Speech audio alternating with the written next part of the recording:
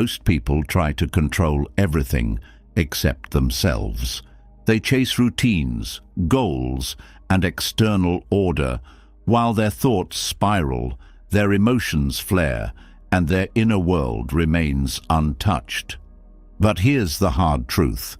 Without self-mastery, everything else eventually falls apart. Because if the mind can't be led, it will always be ruled by fear, impulse, or distraction. But don't worry. This is about to change your life. What you're about to hear isn't just a way to fall asleep. It's 3 hours of pure Stoic wisdom, designed to train the mind, strengthen discipline, and bring calm to the chaos within. Comment below, "I am ready to master myself." So not only your subconscious mind, but also the universe knows that you're done living at the mercy of your emotions, your thoughts, or your past. Let this be your turning point, from reaction to control, from drift to direction. As you drift off, the voices of ancient philosophers will begin their quiet work. They'll teach you how to pause before acting, how to lead your thoughts instead of following them, and how to meet life with unshakable presence. You'll begin to feel the difference between discipline and rigidity, between peace and avoidance, between real power and the illusion of control.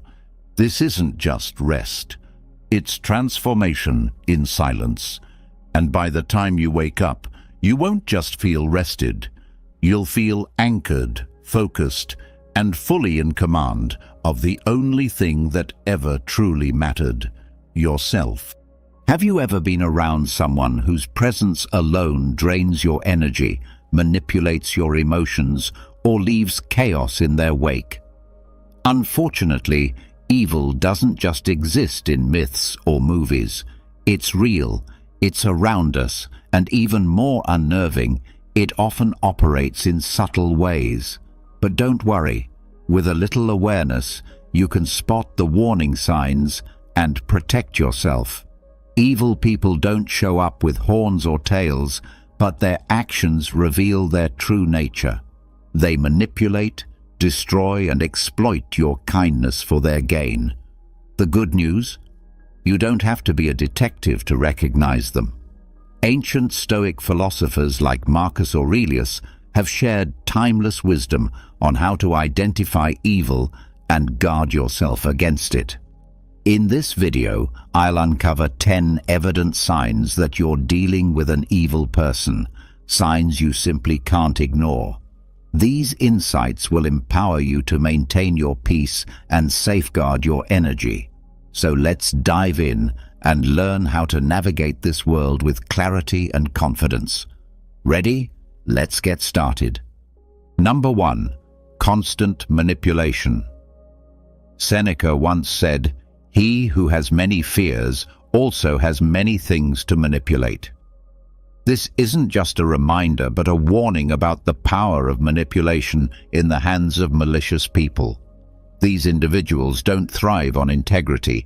They flourish by distorting reality, turning lies into their most effective weapon. I remember a time when I worked with a colleague I initially trusted. He was skillful at praising me in front of others, making me feel recognized and valued. But behind the scenes, he began spinning subtle narratives, quietly undermining my work and inflating minor mistakes into major issues for the management. When I sensed something was off and decided to confront him, he remained calm, saying he was merely helping me improve. It made me question myself. Was I doing something wrong? I started doubting my abilities. In truth, he wasn't helping me at all.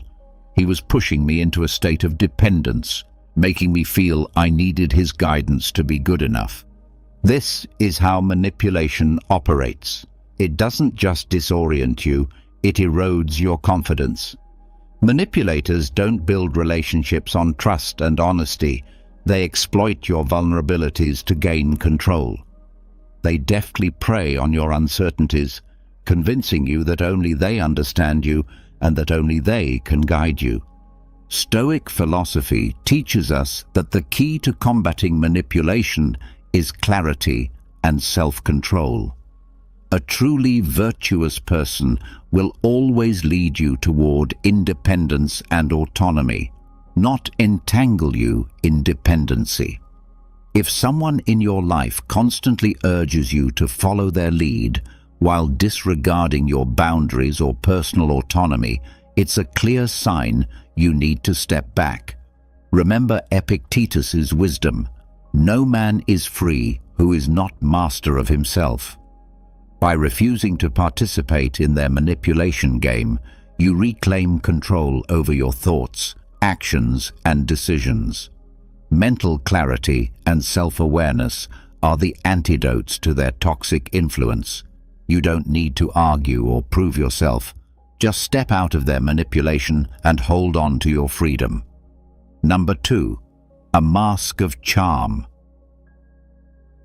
Epictetus once reminded us that appearances, no matter how dazzling, often hide the truth beneath. Have you ever encountered someone whose charm seemed almost too perfect, as if scripted from a movie? Their radiant smile, soothing words, and ability to make you feel special, everything seemed like a flawless performance. But when you take a step back and look closer, you might realize that behind the facade lies a motive far from genuine. Charm, when used sincerely, is a wonderful thing. It connects people, builds trust, and creates meaningful relationships. But in the hands of someone with darker intentions, charm becomes a deadly weapon. They know how to capture your heart, disarm you with their carefully crafted words, and present themselves as the friend you've always sought, the perfect partner, or even a trusted mentor. Yet their charm is hollow, like a glossy shell concealing a bitter truth. Marcus Aurelius once warned us, "The soul becomes dyed with the color of its thoughts." These individuals don't just manipulate, they use their charm to mask their true nature: selfishness, deceit, and manipulation. Observe how they behave when no one is watching. How do they treat those who offer them no benefit? Words can be beautifully decorated, but actions paint the truest picture of character. I once knew a friend who had an uncanny ability to make everyone feel adored. He showered people with compliments, making them believe they were genuinely special to him. But over time, I realized he wasn't the person he appeared to be. His praise felt calculated, serving as a tool to extract something in return, and when there was nothing left to gain, he quickly distanced himself, often bad-mouthing the same people he once flattered. How do you break free from their enchantment? Don't ignore the subtle warnings in your gut. If you feel charmed yet uneasy, trust that instinct. These manipulative individuals rely on your willingness to overlook the red flags, to believe in the illusion they've created. Stoic philosophy teaches us that the truth doesn't need a mask. Genuine kindness shines on its own without pretense. So step past the glittering surface and seek the truth beneath. Authentic goodness doesn't need a disguise. Number 3. Lies without conscience.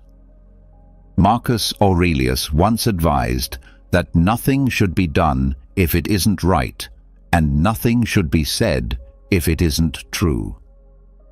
Yet for truly malicious individuals, truth is merely an obstacle. They don't lie out of carelessness. They lie because deceit has become their second nature. Their lies aren't random. They're crafted with purpose, whether it's to gain power, evade responsibility, or distort your perception of reality. Imagine a friend who consistently weaves elaborate tales to gain credibility. Once, she convinced you that she single-handedly managed a critical project, claiming full responsibility for its success. But upon closer inspection, every document and email you reviewed proved otherwise. When confronted, instead of owning up, she accused you of misunderstanding the situation, deflecting attention to unrelated details. This is how master manipulators operate. They make you question your memory and judgment, subtly eroding your grip on reality. Evil manipulators exploit your uncertainty, convincing you they know better. And in doing so, they seize control of the narrative. Their lies demand constant upkeep, new layers of deceit to cover the old ones. But herein lies their Achilles heel.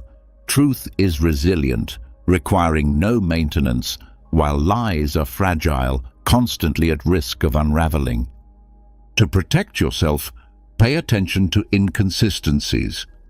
Do their stories shift under pressure? Are their actions aligned with their words? Stoic philosophy teaches us to focus on actions as they reveal a person's true character.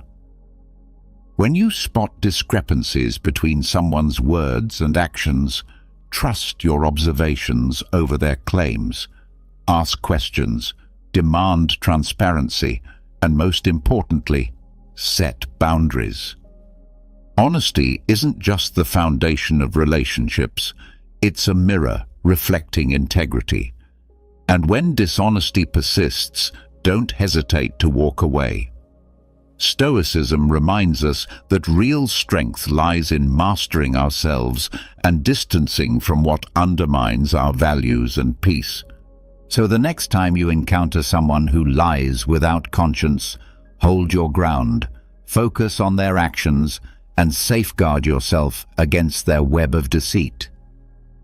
Number 4. Lack of empathy. Seneca once observed that humans are social creatures, not meant to live solely for themselves. Empathy is the bridge that connects us, allowing us to share in the joys and sorrows of others. Yet for the truly malicious, other people are nothing more than pawns in their self-serving games. They do not genuinely care about your happiness or pain unless it aligns with their personal agenda. The lack of empathy is not just a flawed character, it's a glaring window into a hollow soul. Imagine this.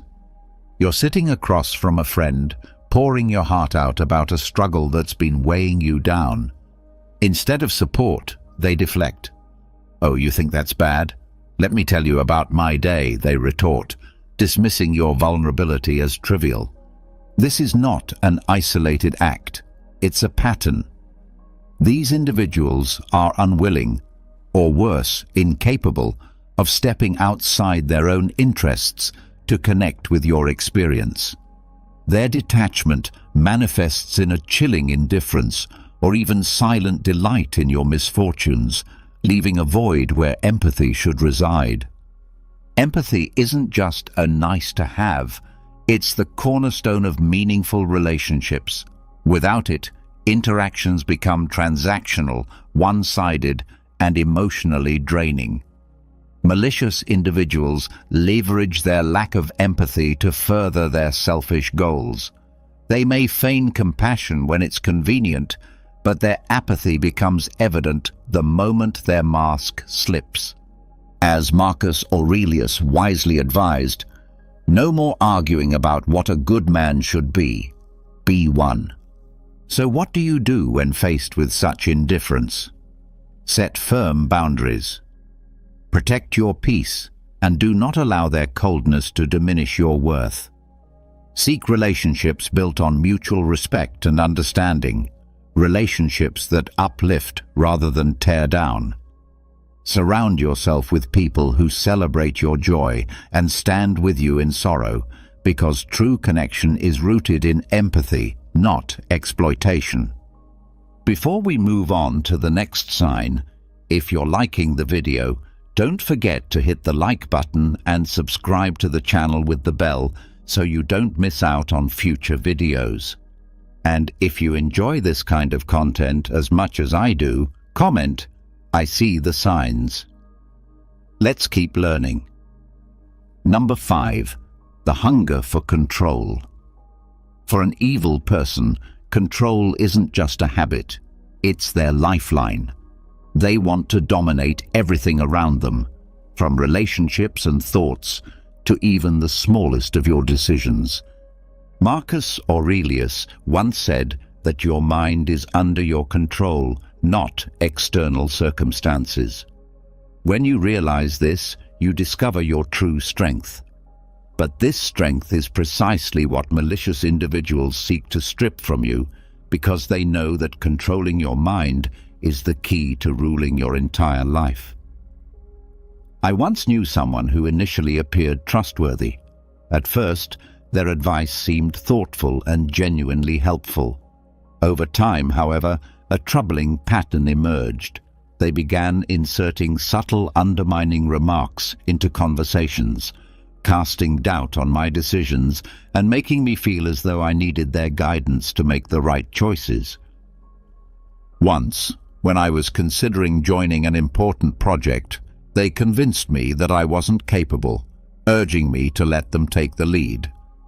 At the time, I complied because they made me feel incapable of trusting my own judgment. In hindsight, it was clear they simply wanted to keep me under their control, ensuring I would never outgrow them. People like this don't just want to influence your actions, they aim to dominate your thoughts and emotions. They use guilt, shame, or sweet words to make you dependent on them. They're not invested in your growth. Their goal is to keep you within their grasp.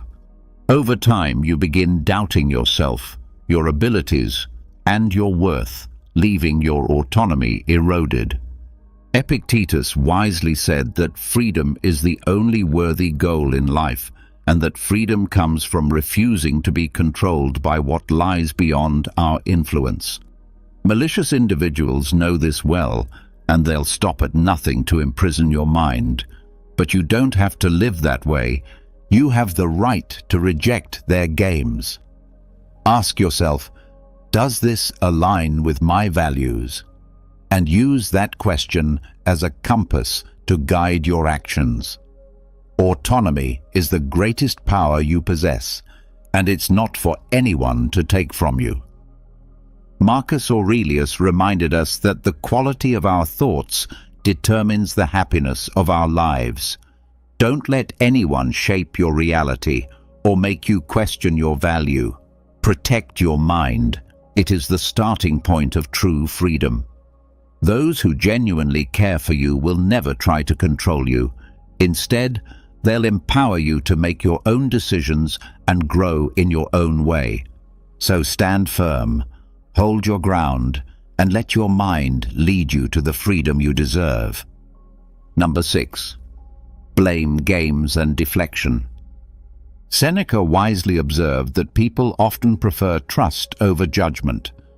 This is precisely what manipulative individuals exploit to their advantage. Instead of taking accountability, they craft stories that cast themselves as victims in every situation. By blaming others and deflecting responsibility, they not only avoid consequences, but also shift the burden onto someone else with an unsettling finesse. As Seneca noted, the truth stands firm without justification, while lies always require elaborate stories to sustain them. Imagine dealing with someone who always evades accountability. Every time something goes wrong, they avoid admitting their mistakes and instead blame you or external circumstances. Once, I worked on an important project with a close friend. When things started going south, rather than owning up to her oversights, she was quick to criticize my organizational approach, leaving me questioning whether I was the problem. What made it worse was her subtle tone, as if she was merely offering constructive feedback. After multiple instances, I realized I was being manipulated into bearing the brunt of every error. These individuals excel at crafting narratives that distort reality and cloud your judgment. They manipulate emotions, making you feel guilty even when they are at fault. They rely on your sensitivity and trust to weave a story in which they are always the victim, and you somehow become the villain. Marcus Aurelius reminds us that the truth stands on its own. When faced with such individuals, it's crucial to maintain an objective perspective and resist letting emotions dictate your reactions. Stay anchored in facts and don't hesitate to question or refute false claims. When they try to shift blame, calmly but firmly demand clarity. This approach not only keeps you from falling prey to their blame games, but also reinforces your own integrity. To handle such people, establish clear boundaries. Refuse to engage in the psychological games they construct to dodge responsibility. Instead, stand firm in your truth, ensuring they cannot manipulate or distort reality. Integrity and accountability are hallmarks of a strong character. When someone consistently refuses to take responsibility, their true nature becomes evident. Your job is to protect your peace and steer clear of their games. Number 7. The pleasure of pain. One of the most chilling traits of a truly malicious individual is the satisfaction they derive from others' suffering. Epictetus wisely advised, "Associate with those who make you better." Yet for these individuals, they are not interested in growth or support. They seek opportunities to degrade and find joy in the pain around them. Whether subtle or overt, this toxic pleasure is a clear signal that you should distance yourself. This delight in others' misery often begins with small, seemingly harmless actions. It could be a sarcastic remark, a mocking laugh at someone's misfortune, or a smirk of satisfaction when witnessing someone else's failure. Over time, these behaviors reveal their true nature. They don't seek to elevate themselves through hard work or merit, but by standing on the shoulders of those they tear down. I once had a friend who reveled in sharing the missteps of others with a strange enthusiasm. One day, she chuckled when a co-worker was publicly reprimanded in the office. At first, I thought it was mere indifference, but as time passed, it became clear this was her way of feeling powerful. Instead of offering support or empathy, she magnified others' struggles to make herself appear superior. Seneca once said, "No man is more unhappy than one who never faces adversity." However, for such individuals, adversity isn't a lesson, it's a tool. Their joy doesn't come from achieving anything meaningful, but from watching others stumble. They sabotage, gossip, or intentionally harm to feed their ego. At the root of this behavior lies deep insecurity. They need others to suffer to feel better about themselves. But this fleeting satisfaction is just a temporary mask for their inner emptiness. To counter individuals like this, Stoic philosophy underscores the importance of safeguarding your self-worth and choosing relationships that foster growth. Recognize the signs, their indifference, their enjoyment of others' pain, or their fixation on failures to feel superior. Step away from them, because every moment you spend in their presence is a moment you lose peace and self-value. Surround yourself with those who lift you up, those who celebrate your growth rather than diminish it. These are the people who not only respect you, but encourage you to be the best version of yourself. True joy is never built on the suffering of others, but on shared success and genuine relationships. Number 8. Isolation as a weapon. Marcus Aurelius once said that humans are born to cooperate. Our strength lies in unity, shared experiences, and the encouragement of those who care for us. But for malicious individuals, this natural order is precisely what they aim to disrupt. One of their most potent weapons is isolation. By separating you from loved ones, friends, or support groups, they not only strip away your emotional strength, but also make you easier to control and manipulate. I once had a friend who initially seemed genuine and caring. Over time, however, she started making subtle negative comments about people close to me. "Your best friend doesn't really treat you well," she'd say with a serious tone, or "Your family doesn't understand you the way I do." At first, I brushed off her remarks, thinking she was just looking out for me. But as time passed, these comments became more frequent, creating doubt and distancing me from the relationships that had always been my strongest support system. Her approach was gentle, yet calculated, effectively isolating me from those who mattered most. This tactic is no accident. It's a deliberate psychological maneuver used by toxic individuals to sow insecurity and make you believe they're the only ones who truly care. The more isolated you become, the greater their control over you grows. But here's what they don't want you to realize. True strength comes from connection, from genuine and solid relationships. Unity is the foundation of resilience. If you start noticing feelings of loneliness or detachment from your loved ones, pause and reflect. Reevaluate the situation. Trust your instincts, and don't hesitate to reach out to those who truly matter to you. Speak to friends, family, and close confidants. They are the foundation that keeps you grounded, even when life feels unstable. Stoic philosophy reminds us that we are not meant to live in isolation. We are part of a larger community, and authentic relationships are where our true power lies. So don't let anyone convince you otherwise. Protect your connections, and you'll find the strength to rise above any manipulation. Number 9.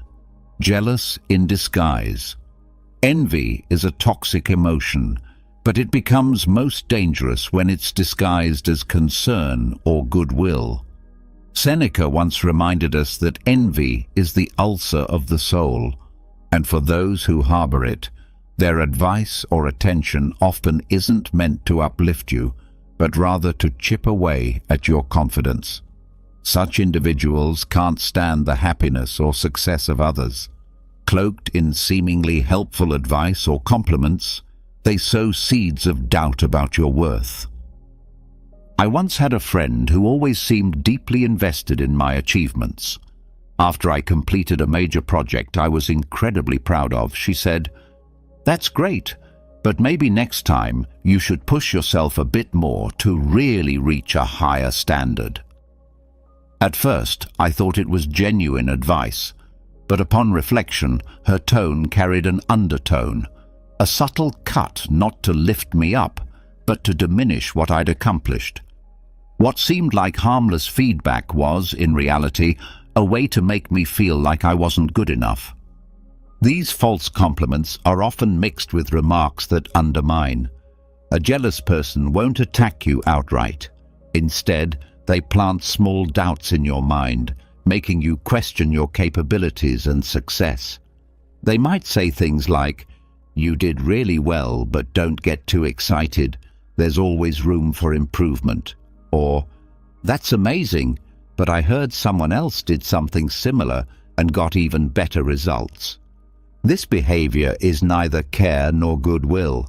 It's a strategy to pull you down to their level.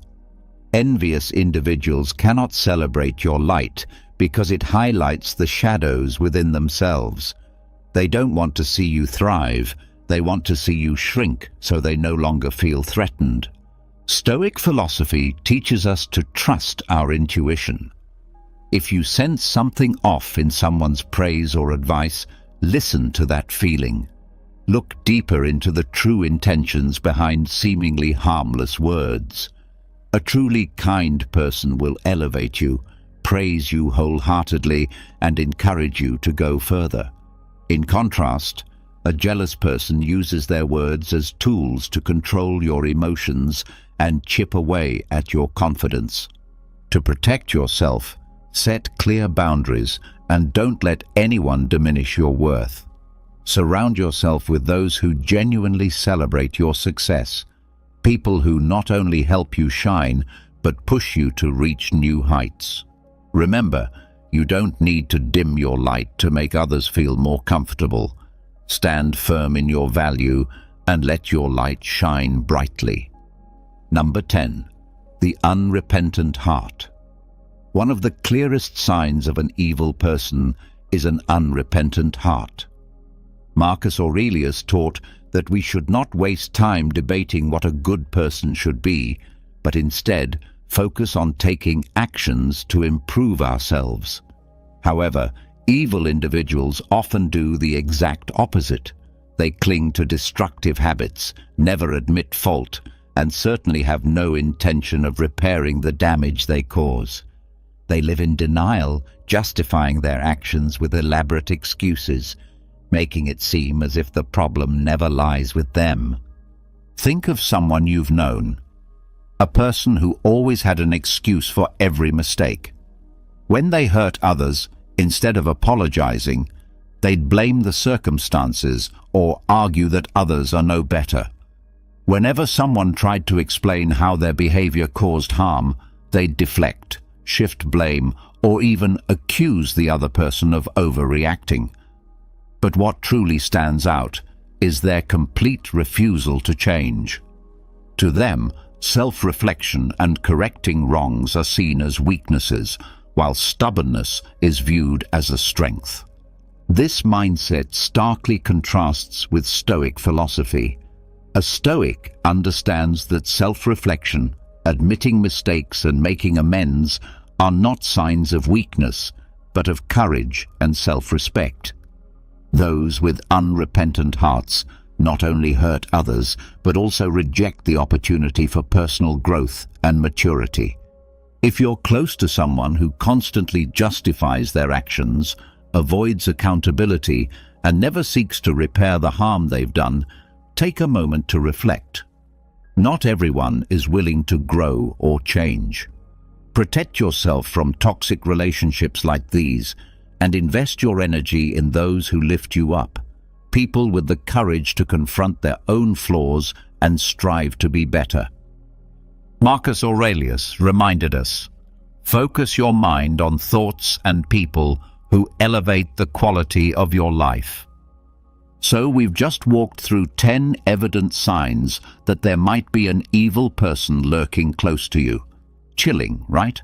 But remember, awareness is your most powerful weapon. Evil people can only manipulate you when you're unaware of their tactics. Once you recognize their strategies, you not only protect yourself, but also shield your inner peace from their chaos. Marcus Aurelius taught us that true strength lies in mastering your mind and your reactions. Don't let toxic individuals invade your mental space or disrupt your serenity. Set boundaries, stand firm, and keep shining, because your light is the very thing they fear most. If you found this video helpful, hit that like button, subscribe to the channel, and comment, "I see the signs," to let the world know you're ready to safeguard yourself from negative influences. Thank you for watching, and I'll see you in the next video, where your wisdom will continue to grow. The Stoics, an ancient school of philosophy, believed that true strength lies not in conquering external forces, but in mastering our own emotions. In today's world, this wisdom is more relevant than ever. Have you ever felt drained by negativity after interacting with someone? Toxic people can disrupt our mental well-being, leaving us feeling frustrated and powerless. But what if there were practical strategies to navigate these difficult dynamics? We'll go over 13 practical, Stoic-inspired ideas in this video that will give you the ability to handle toxic people with compassion, grace, and even resilience.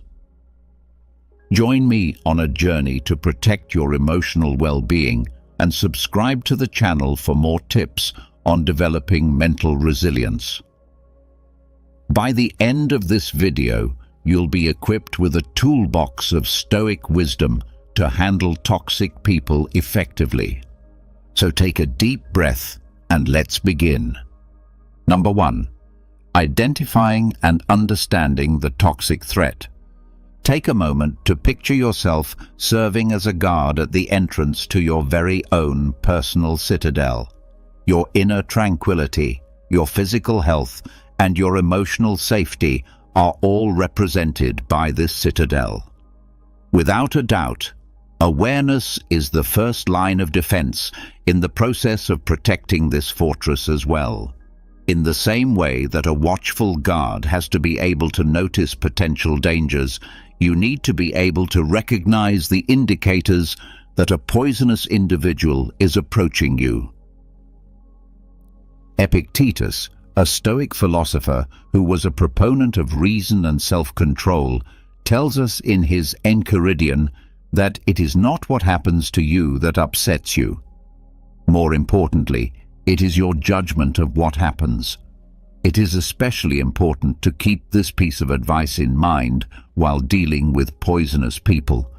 It is not the case that their negative attitudes and manipulative acts have the ability to exert force over you. Your emotional reaction to these activities and how you perceive them are the factors that determine the effect that they have on your sense of inner peace at any given moment. How to cultivate a Stoic gaze, that is, a calm and objective method of viewing the situation, is the key to success. Learning to recognize the characteristics of poisonous conduct is a necessary step in this process. Listed below are some important warning signs. Constant criticism. A toxic individual may find nothing but fault with you, your conduct, or the decisions you make on a consistent basis. Although this criticism may be indirect or overt, it will always leave you feeling deflated and uncertain about your abilities. Toxic people frequently resort to deceptive strategies in order to achieve the goals they have set for themselves. In an effort to exert control over your conduct, they may resort to flattery, guilt trips, or even threats. A toxic person appears to thrive on negativity. Negativity is a toxic person. They are continuously whining and pulling others down with their pessimism so that they can focus on the worst aspects of the problems they are concerned with. Additionally, in addition to these general indications, there are also several types of toxic personalities that you should be aware of.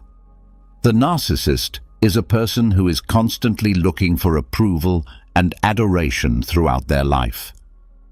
It is possible that they are charming at first, but in the end, their interactions are one-sided, leaving you feeling emotionally exhausted. This individual lives on social turmoil. According to the gossip, they are known to propagate rumors, stir up trouble, and take pleasure in causing friction between other people. Known as the energy vampire, this individual has the ability to drain your vitality. As the term says, interactions with them leave you feeling cognitively and emotionally drained and fatigued. Emotionally, the development of a mental map of the potential dangers that could befall your inner citadel can be accomplished by first gaining an awareness of the many toxic personalities and the actions that they display. In the same way that a Roman Stoic philosopher like Seneca might devise a plan to combat an adversary on the battlefield, you may make use of your newly acquired awareness to anticipate the strategies employed by potentially harmful individuals and devise a strategy to safeguard your emotional well-being. Number 2. Fortify your walls. Put yourself in the shoes of Marcus Aurelius, the famous Stoic emperor of Rome. In order to rule a wide empire, one needed to possess power, knowledge, and unyielding determination. When it comes to strengthening the walls of your own inner citadel, often known as your emotional well-being, these same attributes are vital. Undoubtedly, the boundaries that you have established are the foundation of this citadel. When dealing with toxic people, boundaries are the obvious lines that you create in the sand to demarcate your boundaries. They determine the kinds of conduct that you will and will not approve of. You should not permit poisonous people to intrude on your emotional territory in the same way that a powerful monarch would not permit his boundaries to be violated. What comes into play here is the Stoic philosophy, which emphasizes the importance of reason and self-control. In order to take the initial step, you must first determine which activities deplete your energy or violate your sense of who you are.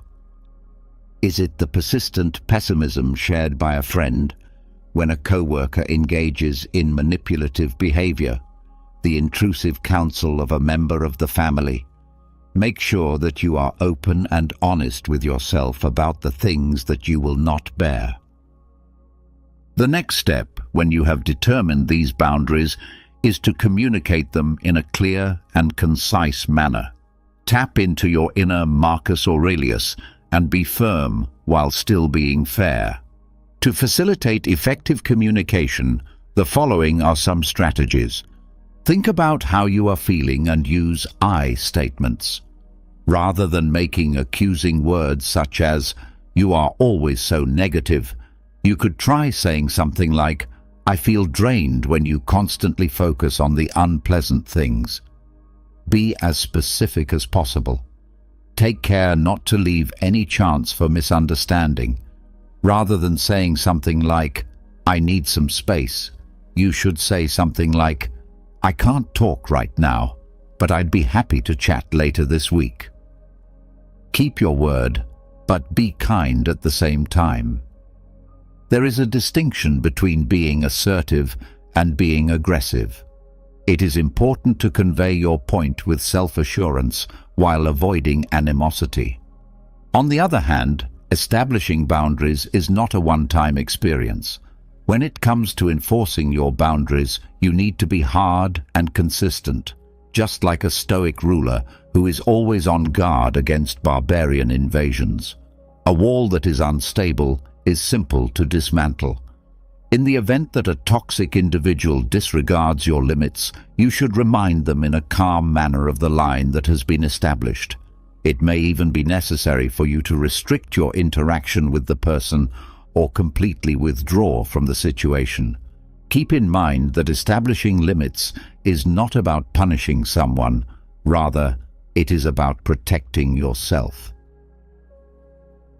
Envy, a vice that frequently serves as a source of poisonous talk, was vigorously avoided by the Stoics.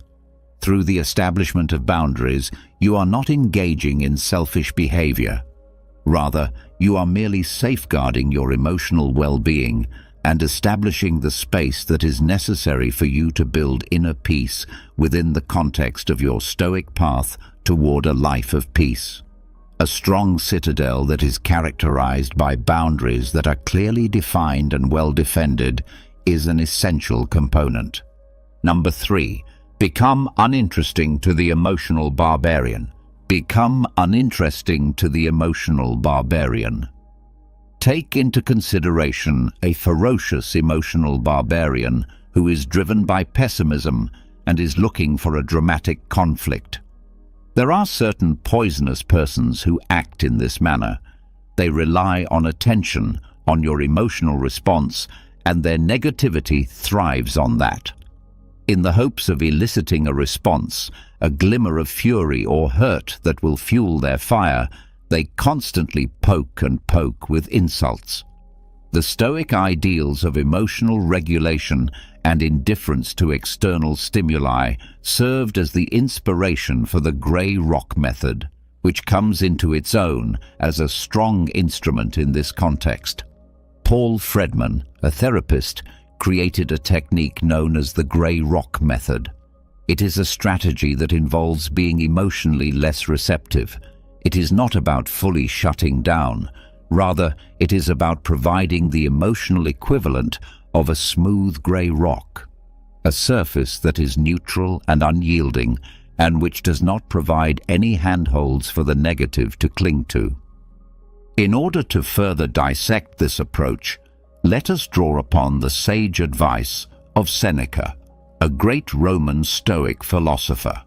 Seneca tells us that true happiness resides in enjoying the present without anxious dependence upon the future. This is a reminder that we should starve ourselves of the need for attention. People who are toxic most of the time seek attention, whether it be positive or negative. With the grey rock method, you are preventing them from experiencing the emotional response that they are looking for. In the midst of the storm that they are attempting to generate, you become uninteresting, and just like a dull rock, responses that are neutral serve as your armor. The grey rock method entails reacting to negative statements with statements that are neutral and true on purpose. It is important to refrain from becoming involved in emotional disputes or justifications. If you have a friend that is toxic and they insult your work, you can deflect their assault by saying, "That's interesting," without giving them any more fuel to feed their negativity. Toxic people frequently attempt to control your emotions. Thus, it is important to avoid getting sucked into the emotional vortex. They could resort to sarcasm, guilt trips, or even plain hostility in their behavior.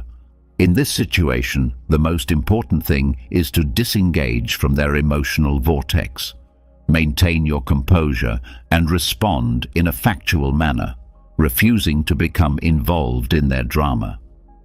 It is important to keep in mind that Seneca teaches that the path to genuine happiness is to not amuse ourselves with either hopes or fears. You should not give them the emotional power that they are seeking. The grey rock method is a potent instrument, but it is not a substitute for a miracle cure. It's possible that some toxic personalities will initially escalate their conduct, putting your emotional rock to the test.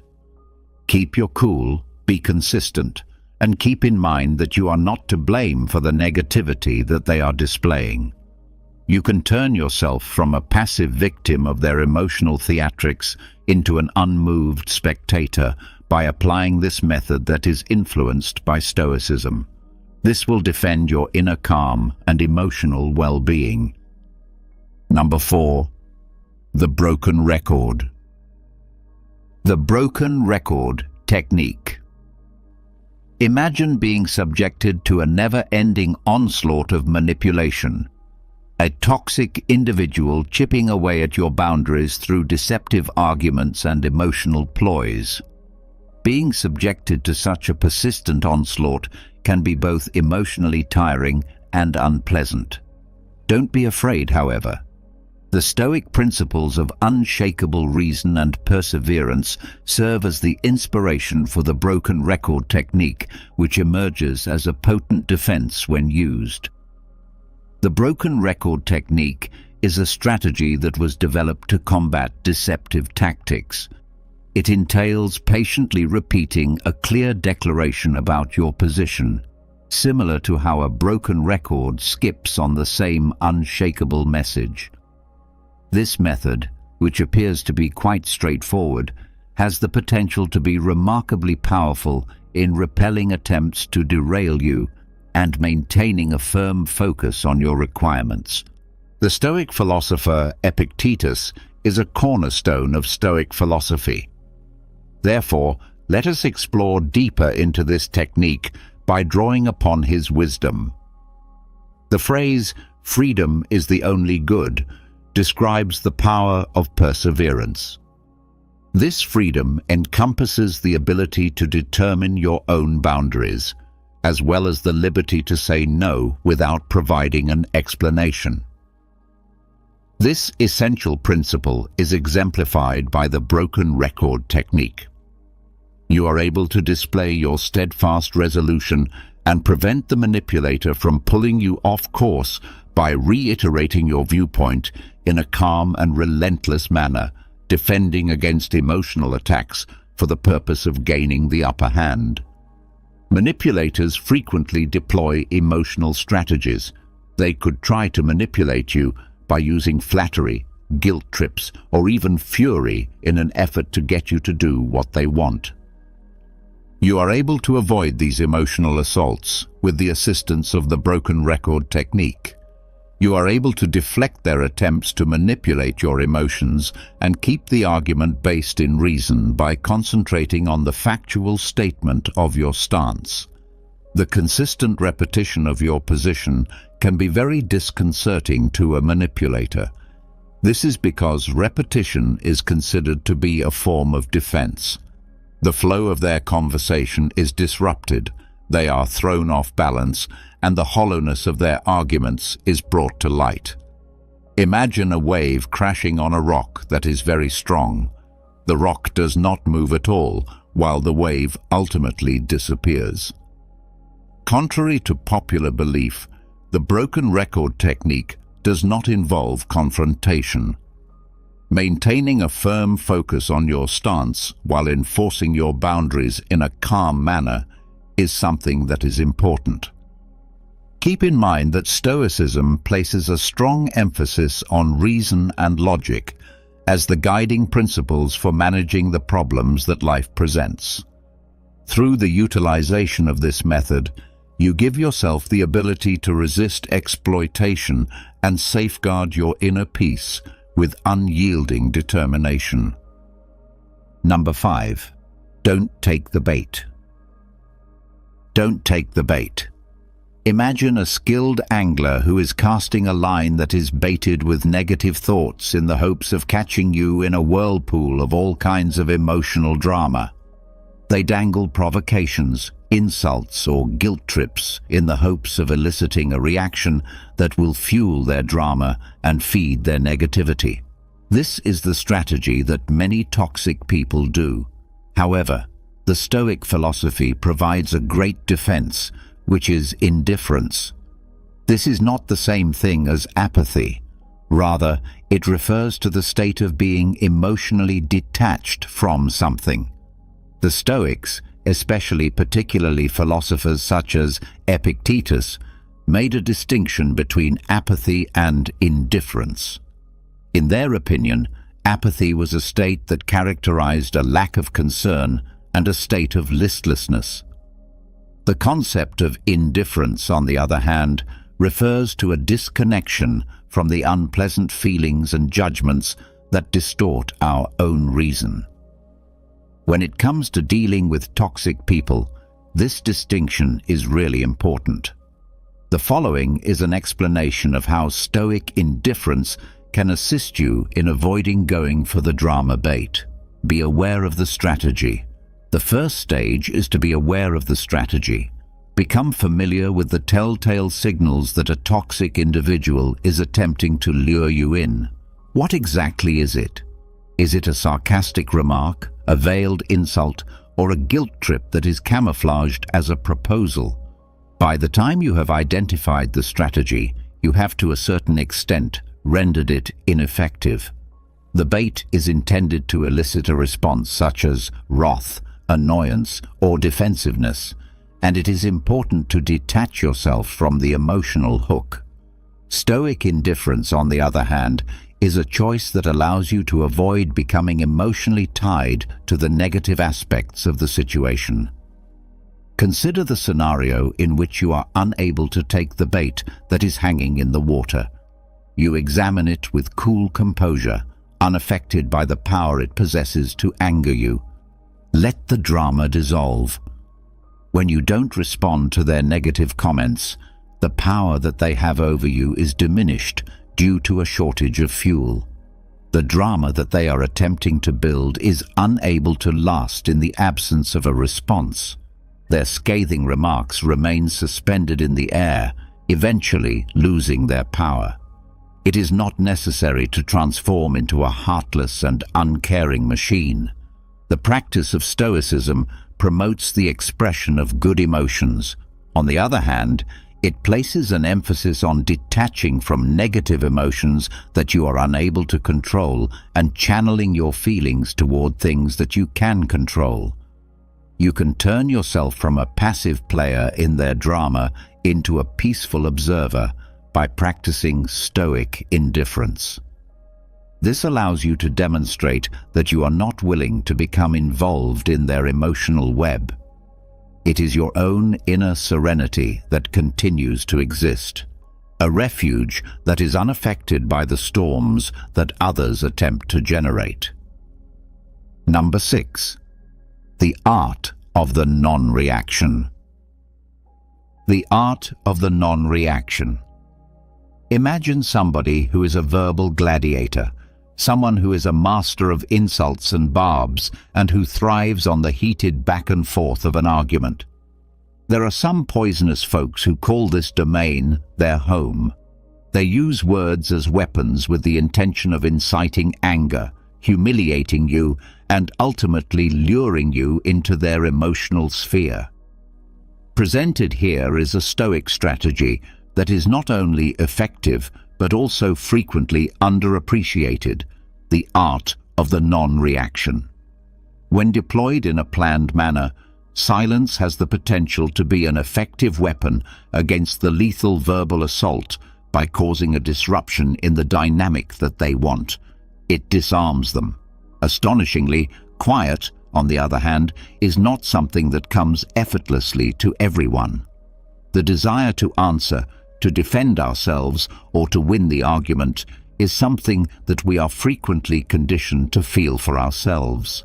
Stoicism, on the other hand, teaches us the significance of mastering our reactions, and a stillness maintained at the appropriate moment indicates true control.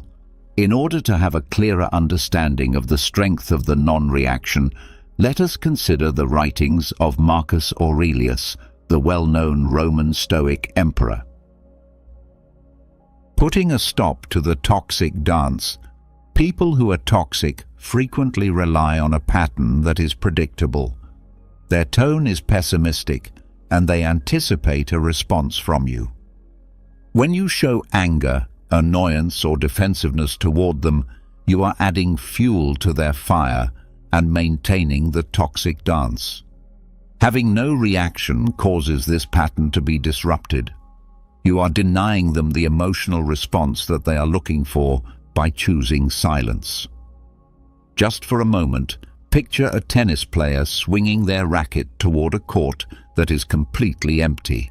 Their tremendous serve falls with a thud, and everything that follows is complete silence. In this perspective, silence is not empty. It is a form of communication that conveys meaning without words. This demonstrates that you have a high level of self-control and that you are unwilling to partake in their negative behavior. The message that it sends is one of strength and non-attachment to the emotional manipulation that they are engaging in. It is important to remember that Marcus Aurelius advised us to waste no more time arguing about what a good man should be. Become one. The attributes of a good Stoic are exemplified by your quiet. You are calm, reasonable, and unmoved by the provocations that come from the outside world. Prepare yourself for the escalation. When using the non-reaction, it is essential to apply a planned approach wherever possible. In the beginning, a toxic person may increase their efforts by hurling further verbal insults in an effort to elicit a response from the other person. Keep your composure and remain unmoved in your quiet. It is important to keep in mind that quiet is not a sign of weakness. Rather, it is a powerful instrument that is utilized by those who are truly strong. The non-reaction is not a solution that can be applied in every situation, but it is an important weapon in your Stoic armory. It has the potential to disarm poisonous people, defend your inner peace, and demonstrate that you have power over your own emotions when it is utilized strategically. When you choose quiet, you are making a powerful message in and of itself because you are choosing not to play their game. Number 7. Limit your exposure. Limit your exposure. Imagine that you are inside your walled citadel, where your mental health is being painstakingly preserved by strict boundaries. During the entire process, however, even the most sturdy walls are not able to totally protect you from dangers that come from the outside. Contaminated individuals, just like persistent intruders, may nevertheless make an effort to penetrate your safeguards. The Stoic idea of controlling what you can control comes into play at this point in the discussion for you. Although you are unable to control the actions of toxic people, you are able to manage the amount of time you spend with them. One of the first lines of defense in this method is to reduce the amount of time you spend interacting with people who are toxic when it is possible. Establish physical distance.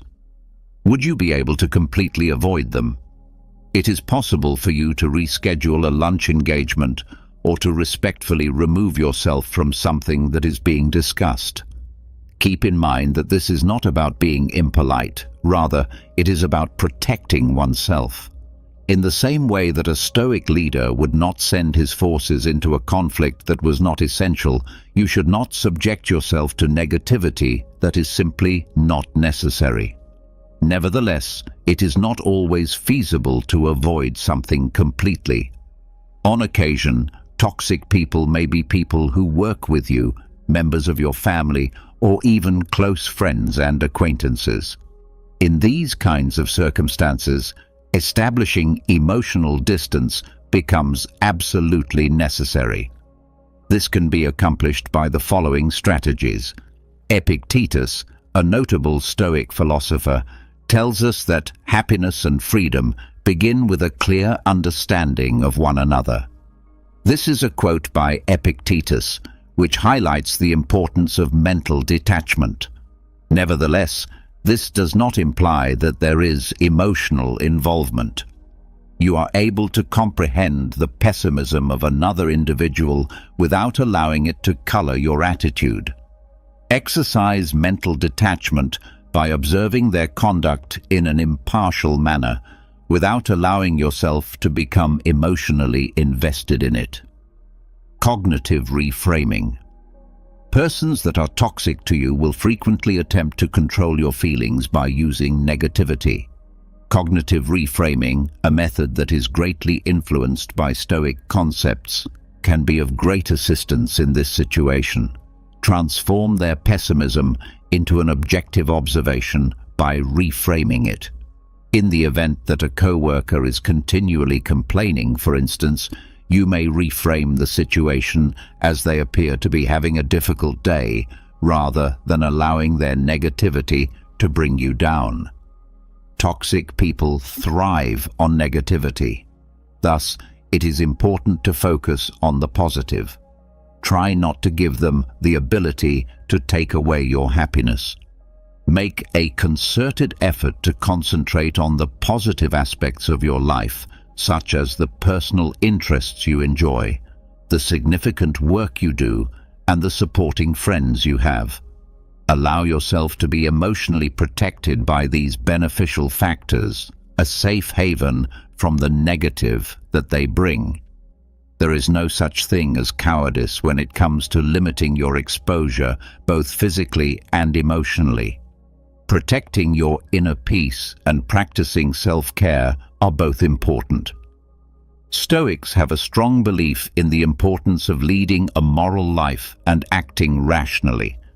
When you reduce the amount of time you spend interacting with negative people and situations, you make room for yourself to nurture a good and flourishing inner life. Imagine that your fortress is encircled by a large moat, which, in addition to being a physical barrier, also serves as an emotional barrier, protecting your peace from the advancing negativity of poisonous people. Number 8. Build your support system. Build your support system. Just for a moment, Picture yourself serving as a guard at the entrance to your inner castle. Your walls have been strengthened with boundaries. You have perfected the art of non-reaction, and you have reduced the number of toxic people you are present with. However, in order to fully defend your position, even the most courageous warrior requires a powerful flank, which is a formation of trustworthy allies. Your support system is your Stoic phalanx, which is an essential component in ensuring that you maintain your inner serenity when you are engaged in the fight against negativity. The Stoics, especially notably philosophers such as Seneca, placed a strong emphasis on the significance of living a life that is in harmony with nature. These guiding principles are exemplified by a network of virtuous individuals who are supportive of you, who inspire you, and who share your fundamental beliefs. In difficult times, you may turn to them for support and guidance. They are the people who will listen to you, offer wise counsel, and offer unwavering encouragement. One way in which a robust support system might serve as a buffer against the negative influence of toxic individuals is as follows. In the process of dealing with toxic people, it can be emotionally draining to have a safe space for sharing. It is possible to create a secure environment in which to analyze your experiences and express your frustrations when you have trusted friends or family members to whom you can confide. Their comprehension and compassion can serve as a vital support system, serving as a reminder that you are not fighting this struggle alone. Toxic people frequently take away from your sense of self-worth, but they may also be a source of encouragement. An effective support system serves as a counterforce, providing you with encouragement and reminding you of your abilities and the value you bring to the world. Their faith in you has the power to strengthen your determination and rekindle the fire that burns inside you, particularly in situations where negativity threatens to extinguish it. Setting an example of virtue and positivity, the Stoics held the belief that it is important to surround oneself with persons who exemplify the characteristics that one wishes to cultivate. A network of virtuous individuals who are supportive of one another might serve as a positive role model. It is possible to learn and develop by seeing the strength, resilience, and optimistic outlook that they possess. This will help you increase your own capacity to gracefully manage negative situations. The process of constructing a solid network of support is one that never ends. In order to accomplish this, you will need to cultivate relationships that already exist and look for people who match your beliefs in order to cultivate this beautiful phalanx. Here are some ways to do so. Invest in quality time. Set aside time to have meaningful interactions with the people who are responsible for your support. You may build a sense of connection by sharing your experiences, listening to theirs, and sharing your own. Joining clubs, volunteer organizations, or online communities that are congruent with your interests and values is a great way to bring together people who share your values and interests. This place is filled with people who share your values and who can serve as a natural source of support and encouragement. It is important to remember that the power of showing gratitude to those who are supporting you can never be underestimated. Please express your gratitude to them for the great influence they have on your well-being, as well as for their presence in your life and their unflinching support.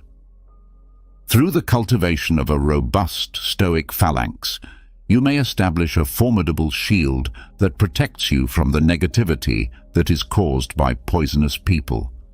Strength, perspective, and a revitalized sense of optimism are all things that you acquire when you are surrounded by positive influences.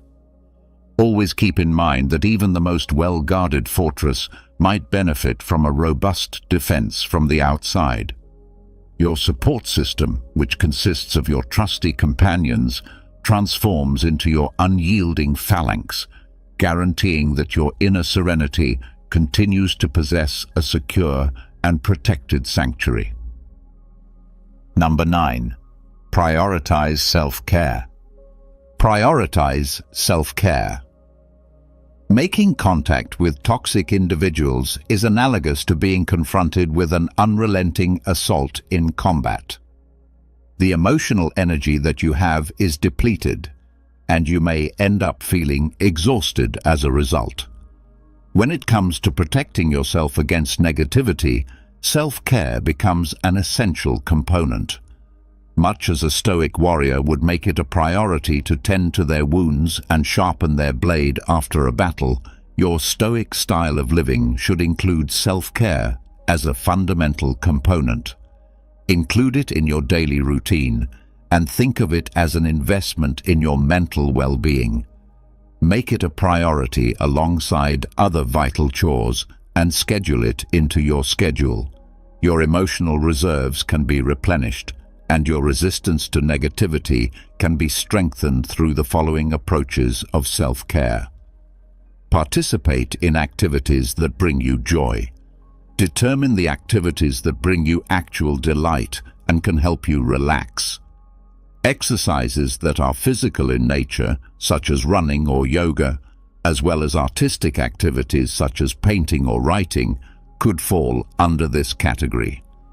You are able to de-stress, recharge your emotional batteries, and return to the world with newfound energy and perspective when you participate in these activities and immerse yourself in them. The Stoics engaged in awareness practices that were analogous to meditation. These practices were also known as meditation. Through the practice of meditation, you are able to calm your mind, disengage from negative thoughts, and create inner peace. When you make meditation a regular part of your self-care regimen, you give yourself a great tool to manage stress and negativity, whether it comes from yourself or from other people who are poisonous to you. Seek solace in nature. The Stoics placed a strong emphasis on living in agreement with the natural world. The act of spending time in natural settings, whether it be a walk in a park or a hike through the woods, has a significant influence on our overall health and happiness. If you want to alleviate stress, enhance your mood, and gain a sense of perspective that can help you fight the negativity that you experience from toxic people, then you should try to immerse yourself in the natural world as a type of preventative maintenance for your emotional well-being. You might think of self-care as practicing self-care.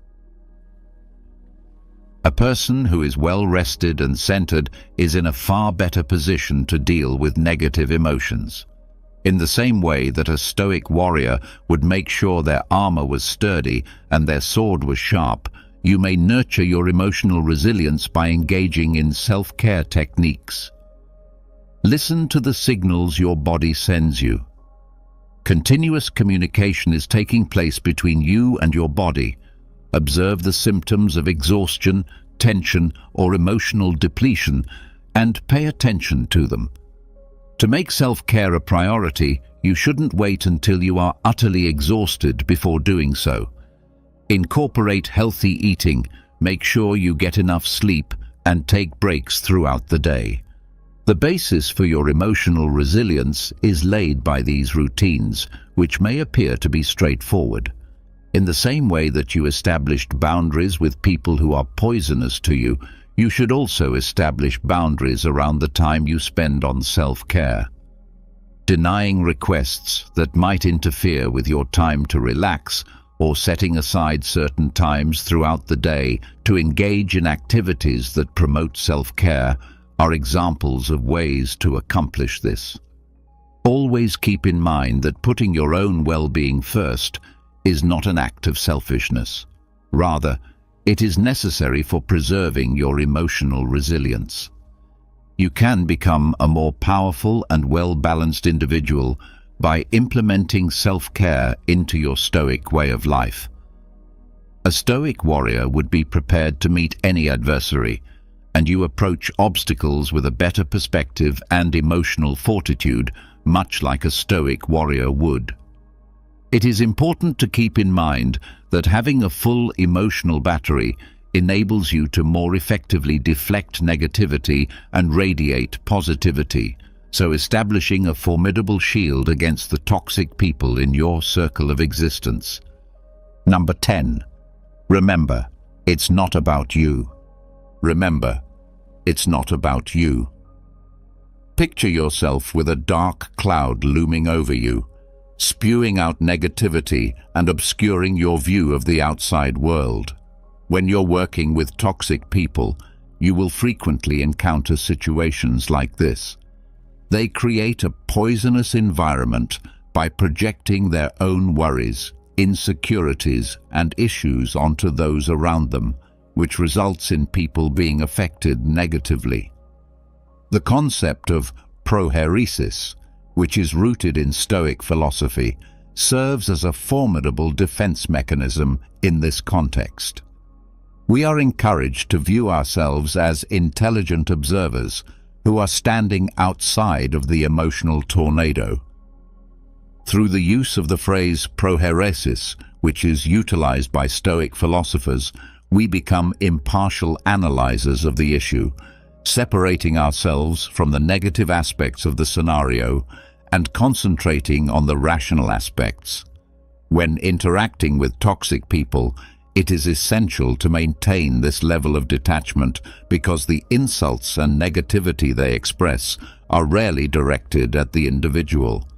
Rather, they are reflections of the individual's own inner issues.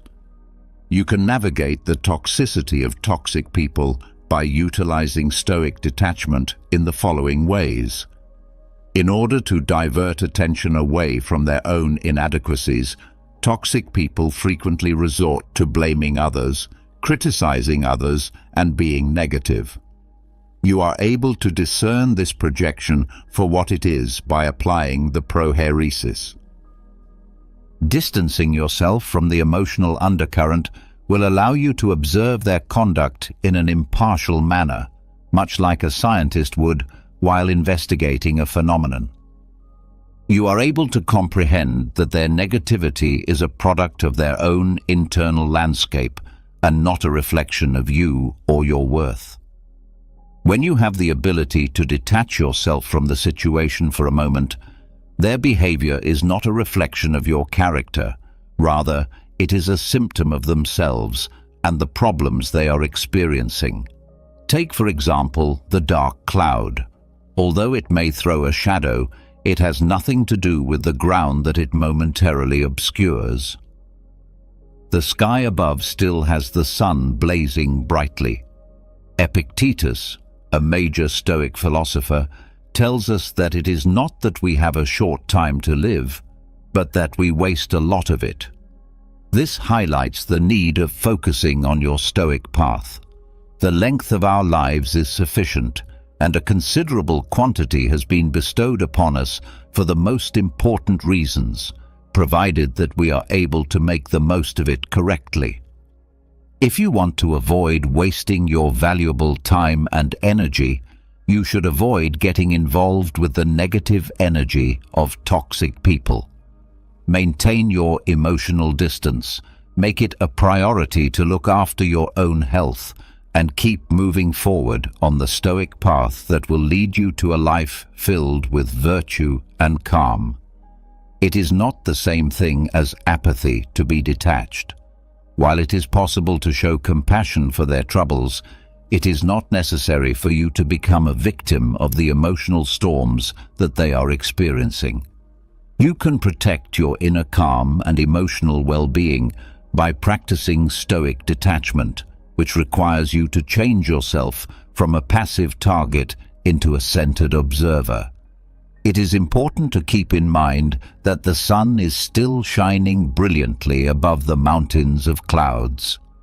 Number 11. Don't try to fix them. Don't try to fix them. The desire to mend, to heal, and to engage in the role of a therapist can be powerful, particularly when you are confronted with a person you care about who engages in behaviors that are harmful to others. On the other hand, in the sphere of Stoicism, this road frequently results in frustration and a depletion of one's own emotional reserves. When it comes to cultivating transformation, toxic individuals, like plants that are suffocated by weeds, require their own willpower and work. This transition cannot be compelled by any means, for the following reasons. Stoicism places a greater emphasis on concentrating on what you are able to control, which is your own reactions and interactions, rather than making an effort to change a toxic person. The onus of accountability for the actions of a toxic person is entirely on the individual himself or herself. It is necessary for them to make the deliberate decision to address their negative emotions and look for a way to achieve virtue. Trying to take on this responsibility for them will only result in an unhealthy dynamic and will hinder them from taking responsibility for the problems they are experiencing. One of the fundamental principles of Stoicism is the acceptance of things that are beyond one's ability to control. This includes things like the actions of other people, the circumstances of the outer world, and the ever-changing conditions of existence.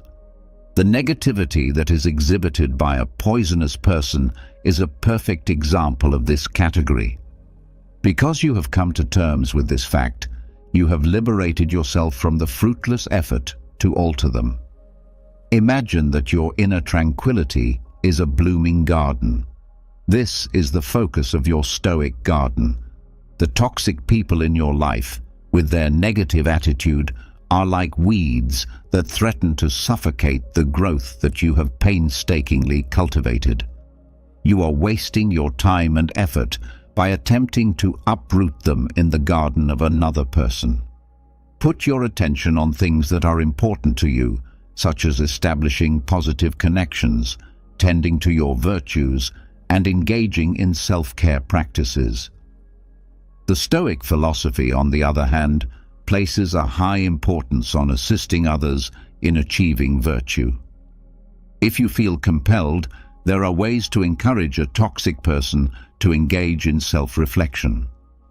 However, it is important to keep in mind that you have limitations. Instead of trying to dictate the path that they should take to change, you should offer materials that could potentially stimulate their own introspection.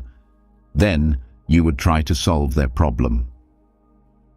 A book on good communication, a recommendation for a therapist, or even just a kind suggestion to evaluate the consequences of their actions could be included in this, depending on the circumstances. You can have the most significant influence on others by demonstrating Stoic principles in your own life. This is the most effective way to lead by example. You have the ability to act as a vibrant beacon, a monument to the transformational power of Stoic ideas. Through your calm attitude, measured responses, and unwavering emphasis on virtue, sometimes despite your best attempts, a toxic person will continue to be entrenched in their negativity.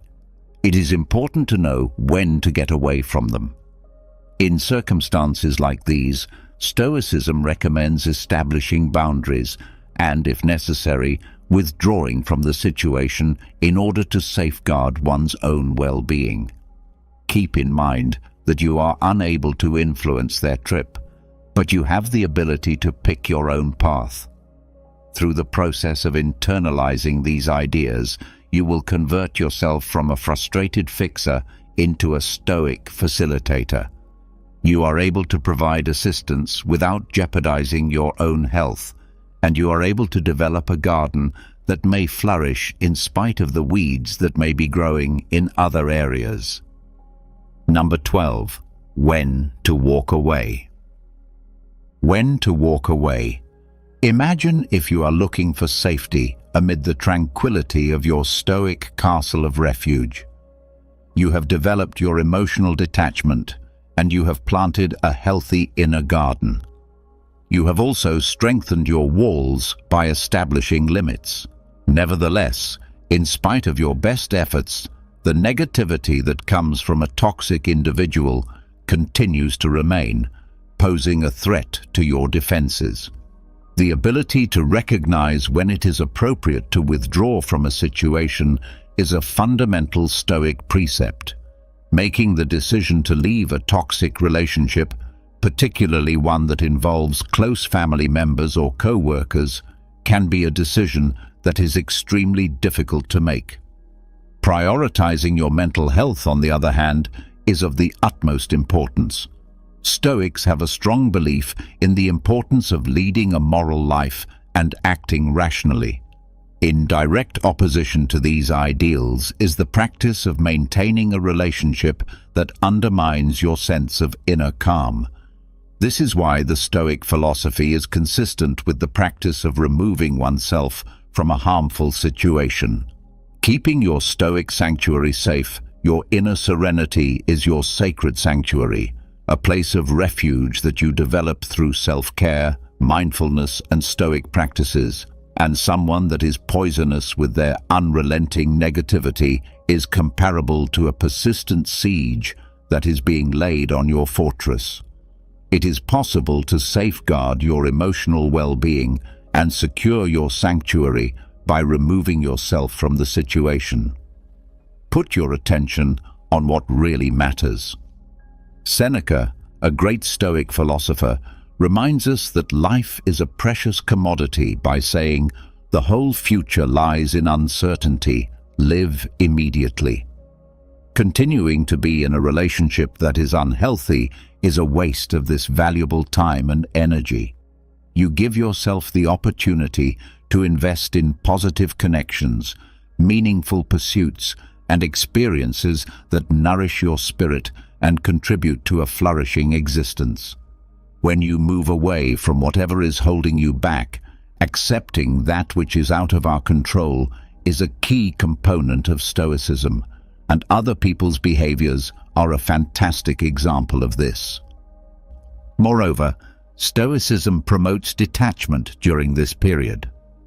A decision to walk away from something does not indicate weakness or defeat. Rather, it indicates acceptance of a circumstance that you are unable to change and a deliberate choice to detach from negative emotions. You are not giving up on the individual. Rather, you are giving up on the poisonous dynamic that is detrimental to your body and mind. Moving on from a situation is not a choice that should be made flippantly. Take into consideration the following factors. Have you tried every other possible course of action? Do you have any experience with communication, establishing limits, or providing resources? Is there a recurring pattern of negativity, or is it a specific instance? Do you feel that the connection has a significant impact on your well-being? It's not necessary for there to be a dramatic scene as you walk away. The gradual withdrawal of contact, politely declining invites, or simply limiting communication are all techniques that have the potential to be beneficial. Keep in mind that removing yourself from a situation is a Stoic act of protecting your inner calm and a type of self-care. You can live a life that is led by reason, virtue, and peace if you make your well-being a priority. This will allow you to create room for positive relationships and experiences to develop. Number 13. Forgive yourself. Forgive yourself. Consider the following scenario. You are about to embark on a lengthy journey, and you are carrying a hefty bag that is full of hatred and fury toward a poisonous individual. The weight of this responsibility slows you down, preventing you from making progress and draining your energy. Within the Stoic framework, forgiveness is defined as the process of releasing one's emotional baggage, not for the sake of the other person, but for one's own sake. The Stoics placed a strong emphasis on the significance of accepting things that are beyond our ability to control. with the actions of other people serving as a notable example. The act of harboring hate and resentment toward a person who creates a toxic environment falls clearly inside this category. Remaining steadfast in these unfavorable feelings will only cause you harm, contaminating your present and casting doubt on your future.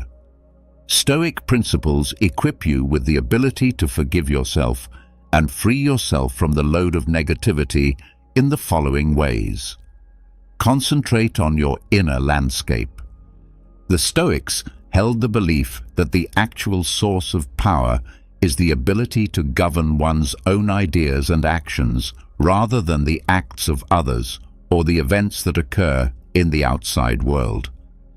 In order to recover control of your inner landscape and make room for serenity and emotional well-being, you must first forgive yourself and then let go of any animosity you may continue to harbor. Forgiveness, in the Stoic understanding, does not involve condoning the behavior of the poisonous person.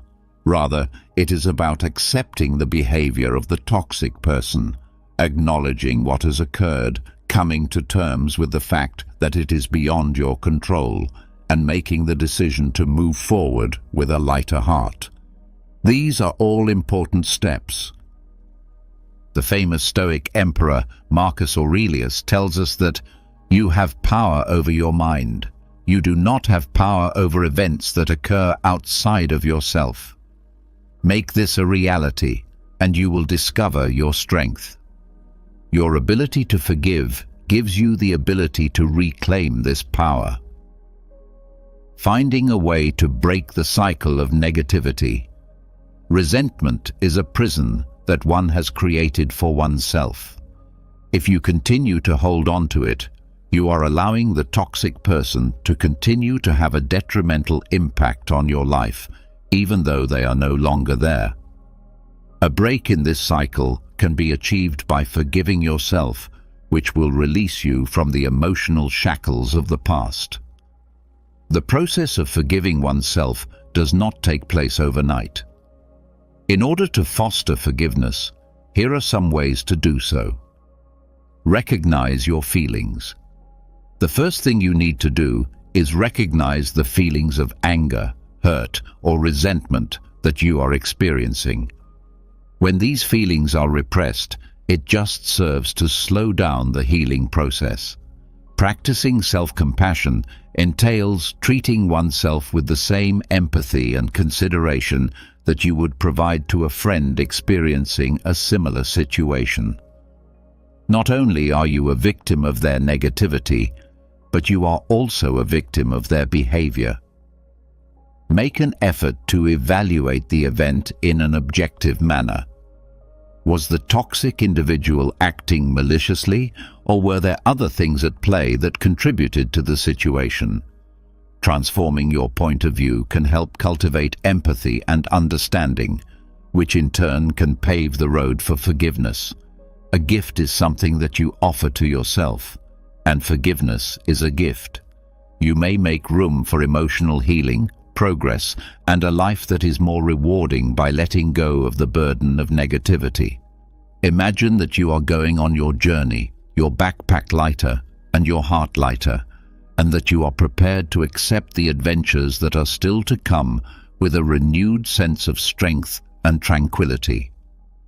You have the ability to convert yourself from a passive victim of toxic people into a resilient warrior of your inner peace by applying these 13 methods that are inspired by Stoic philosophical thought. Keep in mind that a life that is devoid of negativity is a life that is worth fighting for.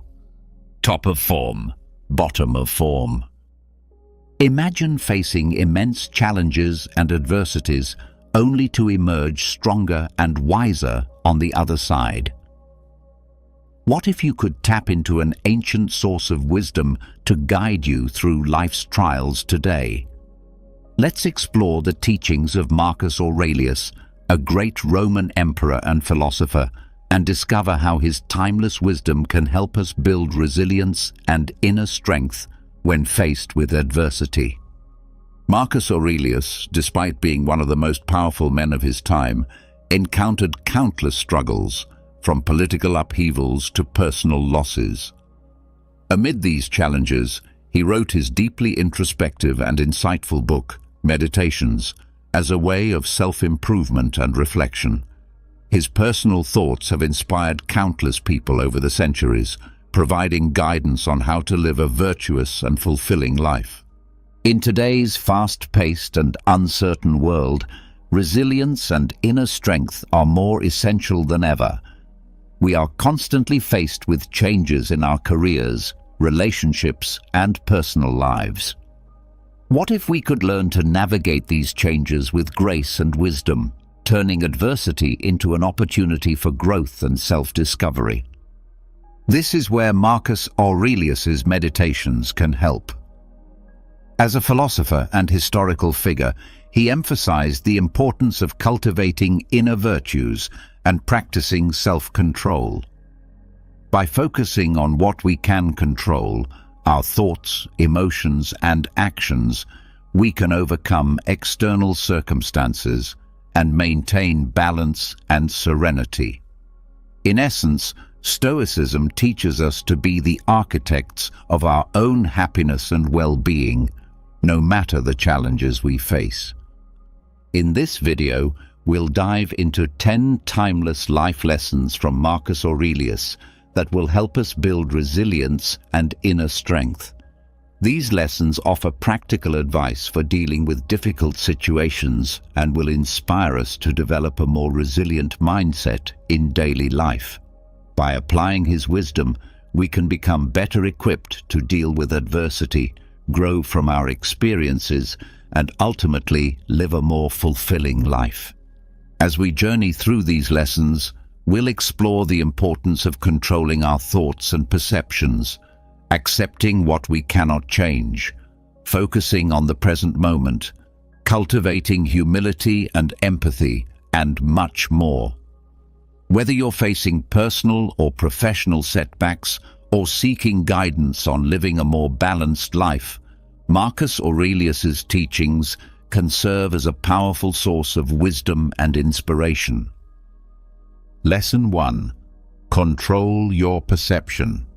Everything we hear is an opinion, not a fact. Everything we see is a perspective, not the truth.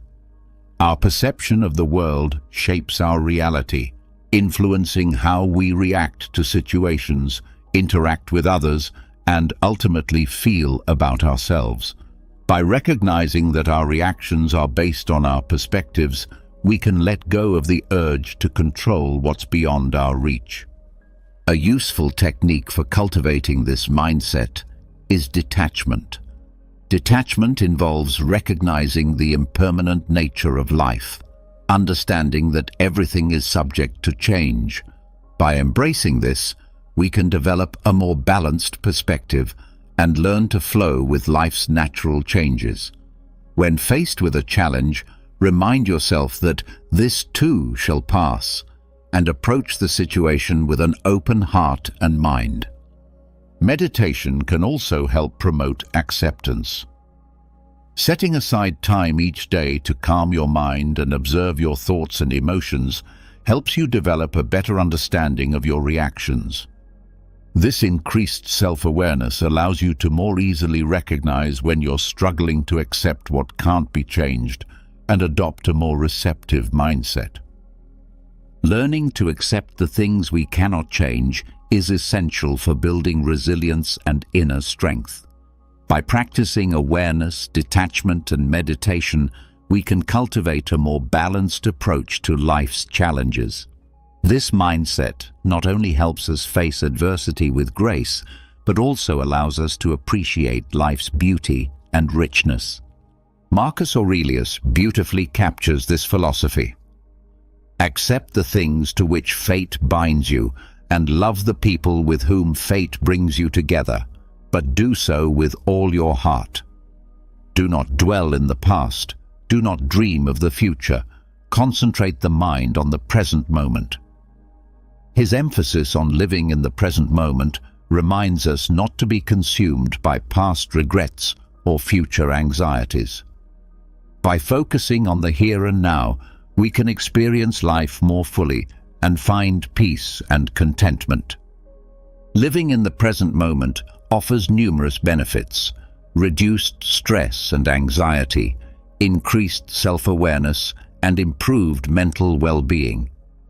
When we practice mindfulness, we engage fully with our experiences and emotions without being distracted by worries. This heightened awareness allows us to better understand ourselves and our environment, promoting personal growth and self-discovery. One way to cultivate mindfulness is through meditation. To practice, find a quiet space, sit comfortably, and focus on your breath. When thoughts and emotions arise, acknowledge them without judgment and gently return your focus to your breath. Doing this for just 5 minutes a day can significantly improve your well-being. Another effective way to stay present is by incorporating mindful activities into your daily routine. For example, try mindful eating, where you fully savor each bite and pay attention to the flavors and textures of your food, or mindful walking, where you focus on the sensations in your body and the environment around you. By making mindfulness a part of everyday life, you can become more attuned to the present moment and develop a deeper awareness of your thoughts and emotions. Consider setting aside time each day for reflection. Writing in a journal is a great way to process your experiences and emotions, helping you stay present and recognize patterns in your thoughts and behaviors. This practice can provide valuable insights, helping you make more conscious choices moving forward. Lesson 4. Cultivate humility and empathy. Before you criticize someone, ask yourself, which of my own faults most resemble what I'm about to criticize? Humility and empathy are essential for building resilience and inner strength. These virtues help us develop stronger relationships, foster a compassionate mindset, and remind us to reflect on our own imperfections before judging others. By practicing humility, we acknowledge that we are not perfect and that we can learn from others, regardless of their status or background. This attitude makes us more receptive to feedback and personal growth, helping us overcome challenges and adapt more effectively. To practice humility in daily life, focus on listening more and speaking less. Pay attention to others' ideas and opinions and remain open to the possibility that you may be wrong or have something to learn. Be willing to admit mistakes and take responsibility for your actions. This openness can foster personal growth and a more resilient mindset. Empathy involves understanding and connecting with others by putting yourself in their shoes. It enables you to navigate difficult situations and strengthens your relationships, making you more resilient in the face of adversity. To develop empathy, practice active listening. Give others your full attention, strive to understand without judgment, and ask open-ended questions to encourage deeper conversations. Volunteering and engaging in acts of service can also help you build empathy by offering insights into the struggles and emotions of others. Humility and empathy are key to building resilience and inner strength. By practicing active listening, self-reflection, and compassion, we can develop a more empathetic and humble perspective on life. Lesson 5. Practice gratitude. When you wake up in the morning, remember how precious the gift of life is: breathing, thinking, enjoying, and loving. Marcus Aurelius reminds us of the power and importance of gratitude. By focusing on our blessings and appreciating the beauty of life, we can cultivate a more positive mindset and build resilience in the face of challenges. Studies show that expressing gratitude regularly leads to increased happiness, better mental health, stronger relationships, and even improved physical health. Grateful people tend to experience lower stress and anxiety levels and are better equipped to handle difficult situations. To integrate gratitude into your daily life, start a gratitude journal. Each day, write down 3 things you're grateful for, no matter how big or small. This simple practice helps shift your focus from negative thoughts to positive ones, allowing you to recognize the good things that often go unnoticed. Another way to practice gratitude is by expressing appreciation to others. Take time to thank your friends, family, and colleagues for their support and kindness. Acknowledging the value of their contributions not only strengthens your relationships, but also reinforces your sense of gratitude. Also, make a habit of reflecting on your personal growth. Recognize the achievements and challenges you've overcome, and appreciate the lessons learned along the way. By focusing on the journey you've traveled, you can cultivate a deeper sense of gratitude for the experiences that have shaped you. Paying attention to the present moment also plays a crucial role in developing gratitude. Notice small joys and pleasures, like the warmth of the sun or the laughter of a loved one, and savor these moments.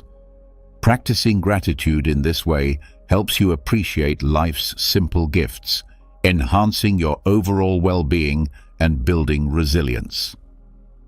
Lesson 6. Embrace adversity as an opportunity for growth. The impediment to action advances action. What stands in the way becomes the way. In this powerful lesson, Marcus Aurelius teaches us to see adversity not as an insurmountable obstacle, but as an opportunity for personal growth and self-development.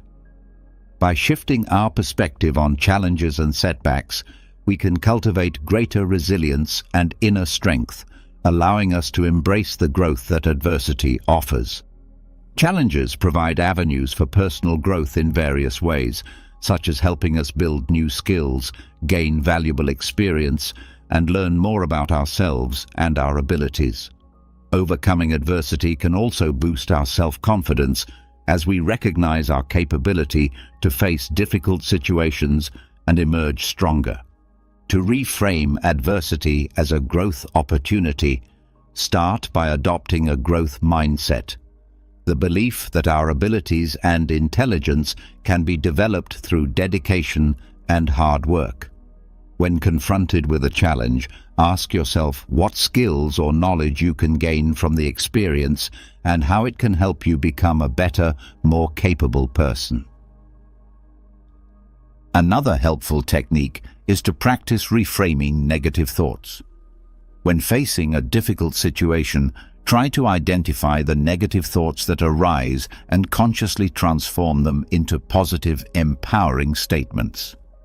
For example, if you think, "I'll never be able to handle this," reframe it as, "This is a challenging situation, but I can learn and grow from it." You can also draw inspiration from the lives of others who have overcome adversity. Research famous figures, read biographies, or listen to podcasts about individuals who faced significant challenges and turned them into stepping stones for success. These examples serve as powerful reminders of the growth potential present in every obstacle. Lastly, consider seeking support from friends, family, or professionals when facing adversity. Surrounding yourself with a support network can offer valuable encouragement, advice, and fresh perspectives, helping you see challenges as opportunities for growth rather than insurmountable barriers. Embracing adversity as a growth opportunity is key to building resilience and inner strength. By adopting a growth mindset, reframing negative thoughts, seeking inspiration, and relying on support from others, we can view challenges as chances to learn, grow, and become better versions of ourselves. Lesson 7. The happiness of your life depends on the quality of your thoughts. Marcus Aurelius emphasizes the vital role that rational thinking plays in our happiness and our ability to overcome adversity. By guiding our thoughts and actions with reason, we can make more informed decisions, manage our emotions better, and face challenges with greater clarity and resilience. Rational thinking helps us assess situations objectively, identify potential solutions, and weigh the pros and cons of each option. By approaching challenges logically, we can minimize the influence of impulsive emotions such as fear or anger, which often cloud our judgment and lead to poor decisions. To develop rational thinking, practice critical thinking skills. This involves questioning assumptions, evaluating evidence, and considering alternative viewpoints.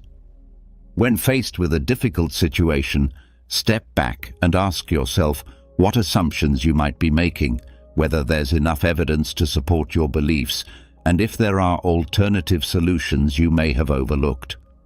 Another way to cultivate rational thinking is through regular self-reflection. By periodically examining our thoughts, beliefs, and actions, we can gain a deeper understanding of our motivations, biases, and thinking patterns. This self-awareness helps us recognize when our thoughts might be influenced by emotions or false assumptions, allowing us to shift toward a more logical approach. It's also essential to practice emotional regulation, as strong emotions can interfere with rational thinking.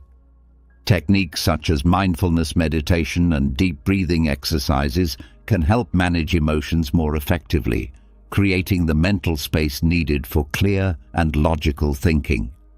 Lastly, seek opportunities to enhance your problem-solving skills.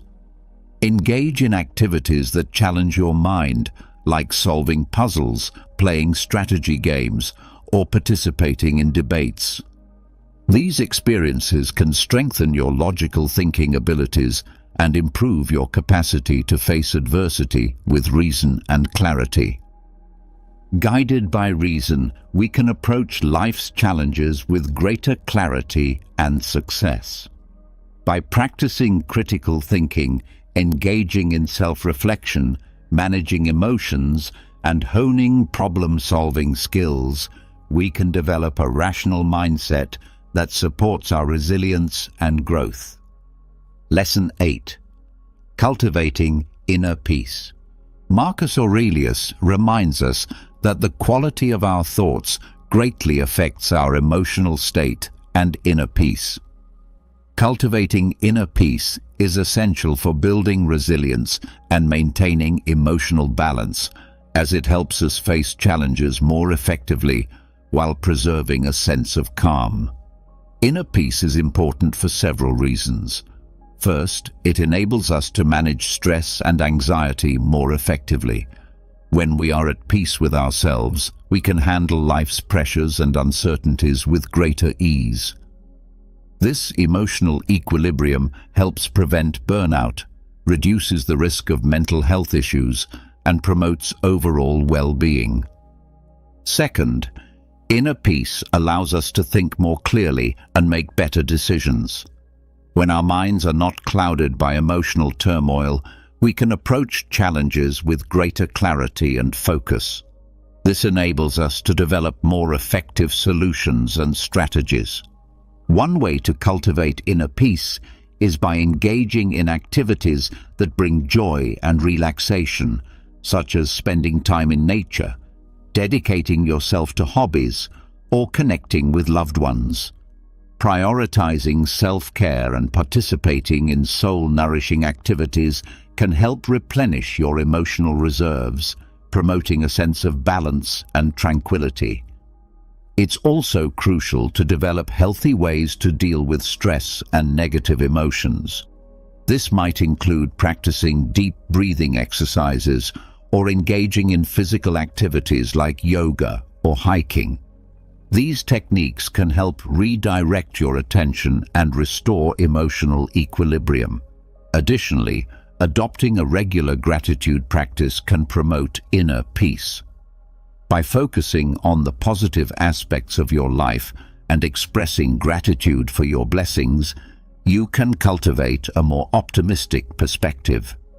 If you've made it this far, congratulations. Consider yourself strong, as many people give up along the way. Leave a comment saying, "I am a new person," to show your strength and determination. Now that you've made it this far, you're definitely going to stay until the end. Lesson 9. Embrace what is spiritually superior, regardless of what others think or do. In this lesson, Marcus Aurelius urges us to detach from external events and circumstances, focusing instead on our internal values and spiritual growth. By not seeking validation or satisfaction from external sources, we can develop greater resilience and inner strength. The benefits of detachment are numerous. It helps maintain emotional stability in the face of adversity, prevents excessive attachment to outcomes, possessions, or others' opinions, and reduces stress, anxiety, and disappointment. To cultivate detachment in everyday life, start by becoming more aware of your thoughts and reactions to external events. Observe your emotions and thoughts without clinging to them. This increased self-awareness helps you recognize when you're overly invested in external circumstances and allows you to consciously redirect your focus inward. Another way to practice detachment is by regularly reminding yourself of life's impermanence. Acknowledge that possessions, relationships, and circumstances change, and that seeking lasting happiness from these external sources is ultimately futile. Instead, focus on finding contentment and inner fulfillment through personal growth, values, and spirituality. Developing a strong sense of identity and knowing your core values also helps cultivate detachment. When you have a clear understanding of what truly matters to you, it becomes easier to let go of external factors that don't align with your values. Take time to reflect on your core beliefs and let them guide your decisions and actions. Engage in regular spiritual or reflective practices such as meditation, journaling, or prayer. These practices deepen your connection with your inner self, foster detachment from external influences, and encourage a greater focus on personal growth and spiritual development. Practicing detachment from external events and circumstances is a powerful tool for building resilience and inner strength. By cultivating mindfulness, embracing impermanence, understanding your values, and engaging in spiritual practices, you can face life's challenges with greater grace and equanimity. Lesson 10. Appreciate what you have rather than long for what you don't. In this final lesson, Marcus Aurelius highlights the importance of perseverance and maintaining momentum in the face of adversity. By focusing on the blessings we already possess and nurturing a growth mindset, we can continue to evolve even through challenges. Perseverance is key to overcoming adversity, as it allows us to push through obstacles, learn from setbacks, and keep moving forward toward our goals, building resilience and inner strength along the way. To stay motivated and maintain a growth mindset, begin by setting clear, achievable goals that align with your values and passions. Having a clear vision of what you want to achieve will help you stay focused and motivated, even in the face of obstacles. Break down your goals into smaller, manageable steps and celebrate your progress as you go. Another way to maintain motivation is by practicing self-compassion.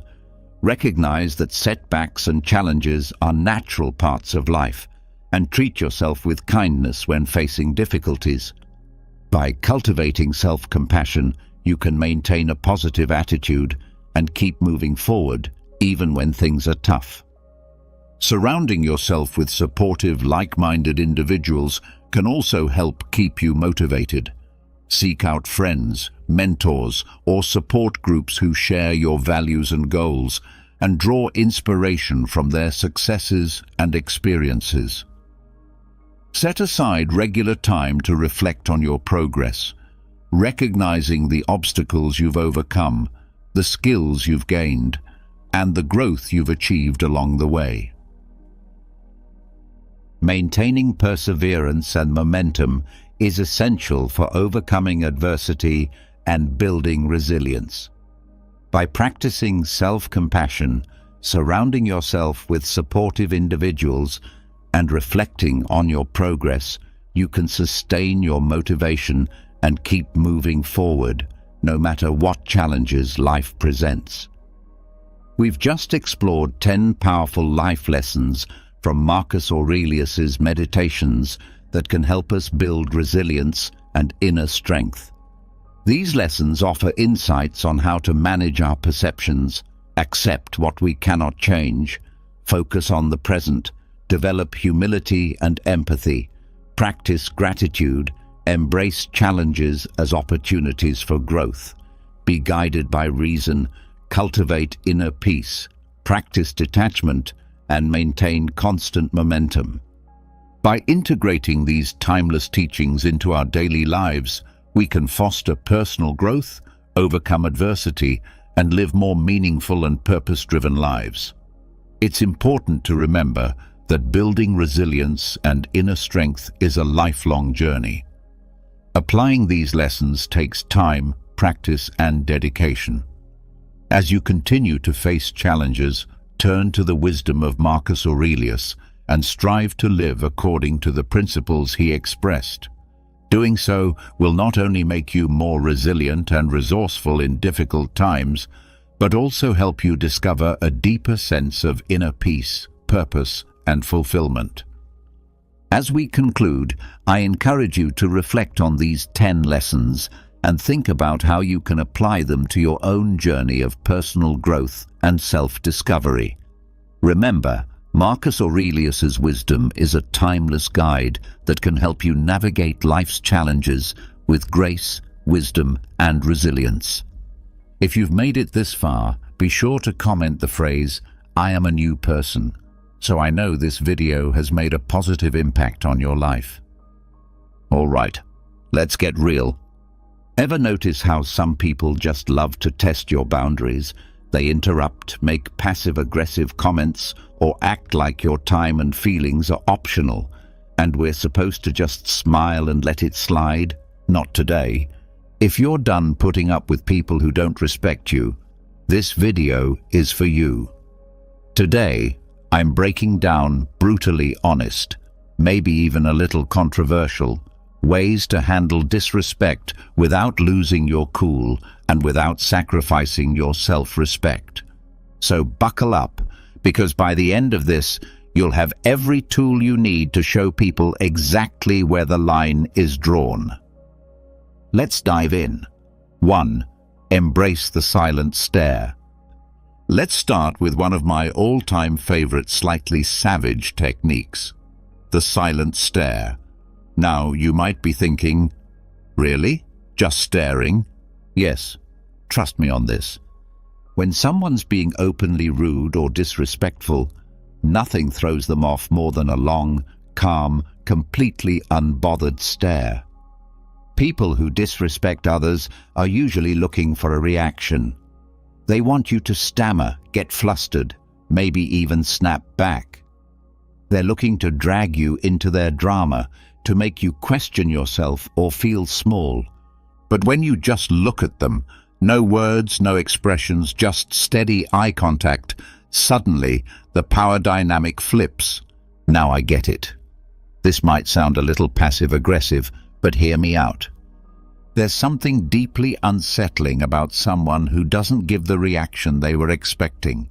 When you hold a steady, silent stare, you're saying without a word, "I'm not playing this game with you."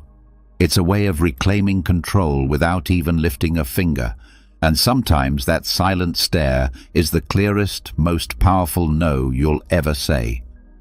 Let me tell you about a time this technique worked like magic. I was in a group meeting where one guy kept talking over me, cutting me off like he was on a mission. You know the type, loud, overconfident, thinking everyone's there to listen to his wisdom. I tried interjecting. I tried being polite, but he wouldn't stop. So finally, I just looked at him. I leaned back in my chair, crossed my arms, and held his gaze. No blinking, no expression, just stared. For 5 solid seconds, I said nothing. You could feel the tension build. And the best part? Everyone else at the table started looking at him too, wondering what he'd do. You know what happened? He got uncomfortable, stumbled over his words, and suddenly looked anywhere but at me. He didn't interrupt me for the rest of the meeting. That silent stare did more than any words could have. And it didn't just stop his behavior in the moment. He actually started treating me with more respect after that, as if he'd finally realized I wasn't someone he could just bulldoze. Sometimes you have to show people who you are without saying a word. Let's dig a little deeper, because this is more than just a power move. When you embrace the silent stare, it's like a reminder to them and to yourself that you don't have to dance to someone else's tune. You don't owe anyone an emotional reaction, and you don't have to prove yourself to people who don't see your worth. This is about reclaiming your space, your peace, and your dignity. Too often, when someone is disrespectful, we feel an urge to defend ourselves, to make our case, or worse, to let it slide because we don't want to create a scene. But the silent stare, it's not about being aggressive. It's about showing that you're grounded, unbothered, and unapologetically in control of your own emotions. It's also about accountability. People who are used to disrespecting others often do it without even thinking. They've never been called out, never faced real consequences for treating others poorly. When you give them that silent, deadpan look, it's like you're holding up a mirror. Suddenly, they're left alone with their own behavior. You're not telling them they're wrong, you're showing them. And most people don't like to see themselves like that. That's why this works. I've noticed that the silent stare tactic does more than just get the other person to back off. It also strengthens your sense of self-worth. When you stand there silent and still, you're reminding yourself that their words or actions can't shake you. I used to be the type who'd nervously laugh off rude comments or try to explain myself when someone questioned my choices. But honestly, that just drained my energy and made me feel worse. Learning to just look at someone, to let that silence fill the room without backing down, was a game changer. It feels like a small act of defiance, a quiet but powerful declaration of self-respect. So if someone's being rude, pushing boundaries, or making you feel less than, try the silent stare. Just look at them. Let them feel the weight of your calm. You'll be surprised at how uncomfortable it makes them and how empowered it makes you feel. The silent stare says, I respect myself too much to get dragged into your negativity, and that's a message worth sending. 2. Embrace silence as your answer. Here's a little secret weapon that's incredibly underrated. Silence. When someone disrespects you, one of the most powerful responses is no response at all. Now I know what you're thinking. Silence feels passive, almost like you're letting them get away with it, right? But here's the truth. Silence is far from passive. It's a choice. And sometimes it's the boldest, loudest answer you can give. When someone's throwing negativity at you, they're trying to pull you into their drama, to make you feel small or defensive. But when you don't engage, When you just let their words hang in the air without responding, it forces them to sit alone with their own behavior. And that silence, it's deafening. Now here's why this works so well. People who disrespect others usually expect a reaction. They're looking for a fight, a justification, or just some kind of validation for their own behavior. But silence says, I'm not giving you my energy. By not engaging, you're keeping control of the conversation and letting them know, I'm not here to entertain your disrespect. Sometimes the most powerful way to communicate is by not communicating. It's a quiet, subtle reminder that they're not worth your time or your words. I remember once being in a situation with someone who just couldn't resist making these little digs. You know the kind of person, hides their insults as jokes and tries to pass it off as harmless fun. So one day, he says something completely unnecessary about my work, clearly just to get a rise out of me. Normally, I would have tried to explain myself, or maybe even fired back a comment.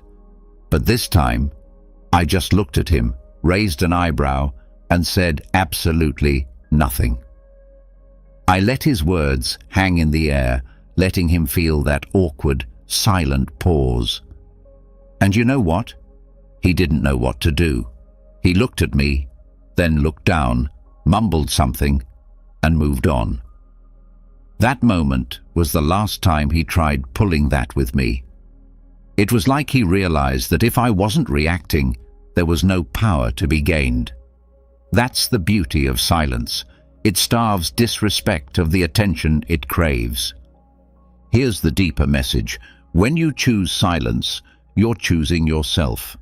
You're saying, I value my peace over your opinion of me. And that's not just empowering, it's revolutionary. So often, we feel pressured to respond, to explain ourselves, to defend our choices, or to prove our worth to people who frankly aren't interested in respecting us. But by embracing silence, you're refusing to play by their rules. You're taking a stand without lifting a finger. You're letting them know, you're not worth my words.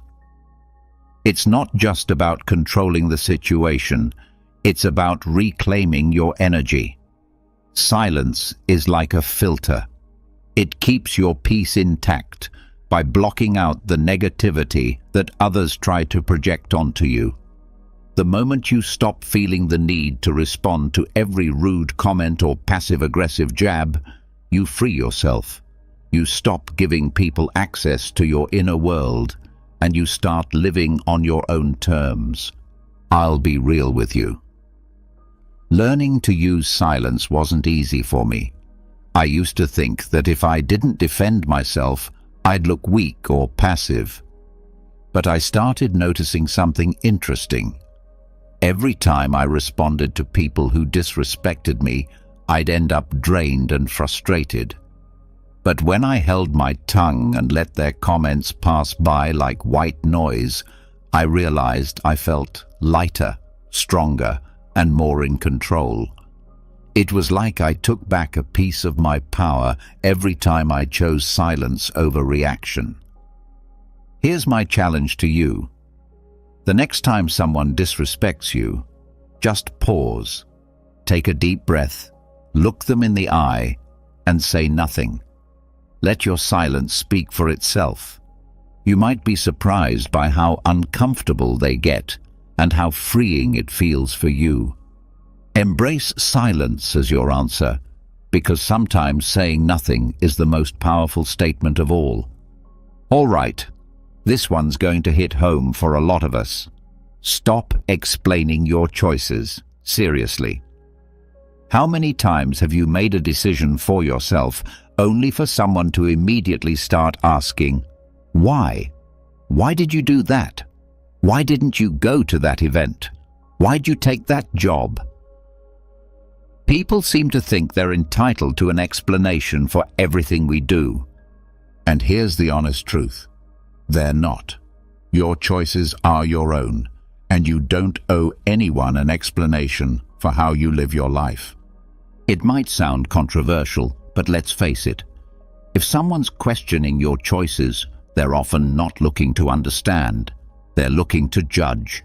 They're looking to poke holes, make you doubt yourself, or feel better about their own decisions by making you second-guess yours. You don't have to play along. When you stop explaining yourself, you reclaim your autonomy and show them that your life isn't up for debate. Let's dig a bit deeper into why people feel so entitled to an explanation in the first place. When people question your choices, it's often because your decision challenges their view of the world.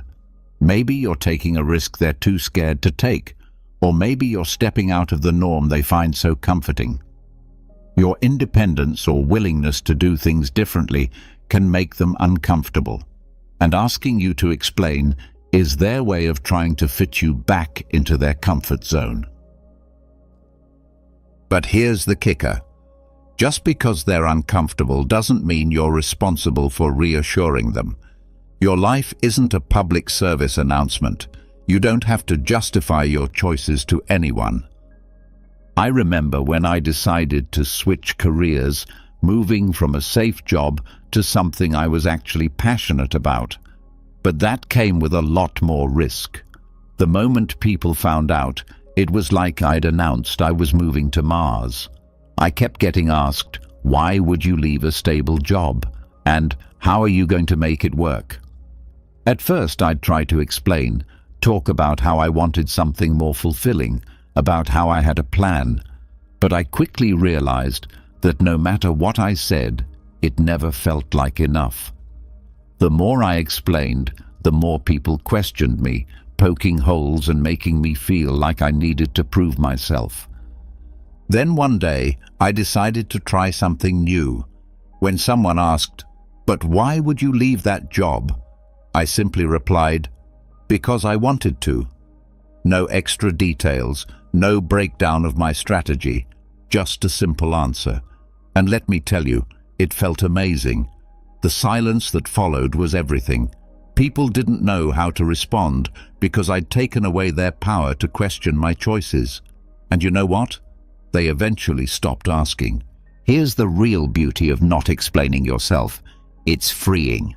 It's you standing in your own truth, knowing that your decisions are enough simply because you've made them. When you stop justifying your actions, you give yourself permission to live authentically, without the weight of other people's expectations. You stop wasting your energy on explanations, and you start pouring it into actually living the life you want. There's a powerful lesson here. Your life doesn't need an audience vote. Not every decision has to be analyzed or approved by others. When you stop explaining yourself, you're letting people know, I'm confident enough in my choices that I don't need your approval. Think about it. When was the last time you saw a truly confident person breaking down their decisions for others? Probably never. Because people who own their lives don't need external validation. They know that the only approval that matters is their own. Look, I've been there. I used to be the person who'd give a full PowerPoint presentation on why I was doing something just to get people on board. But over time, I realized that explaining myself to everyone was only making me second-guess my choices. So I made a pact with myself. If someone asks me about a decision, I'll answer briefly, maybe give a sentence or two. If they push for more, I smile and move on. And you know what? Life got a lot lighter. The more I stopped explaining, the more confident I became in my own decisions. So here's my challenge to you. The next time someone questions your choices, resist the urge to explain. Just say, "Because I wanted to," or "That's what felt right for me." Then let the silence speak. Watch how powerful that simple statement is. You'll feel stronger, more in control, and more at peace with yourself. And the best part, You'll realize that your choices don't need anyone else's stamp of approval. They're valid simply because you made them. Keep your distance. Let's be real. Sometimes the best way to handle people who don't respect you is to just keep your distance. I know it sounds harsh, maybe even a little cold, but here's the hard truth. Not everyone deserves a front row seat in your life, and if someone's consistently disrespecting you, one of the healthiest moves you can make is to give yourself some space from them. This doesn't mean you hate them or that you're being dramatic. It means you respect yourself enough to protect your energy. Keeping your distance isn't about being mean or ignoring people. It's about choosing where and how you spend your time and energy. Imagine your life as a limited access club. Not everyone gets a VIP pass. If someone's constantly crossing your boundaries, making you feel small, or just radiating negativity, why on earth would you keep them close?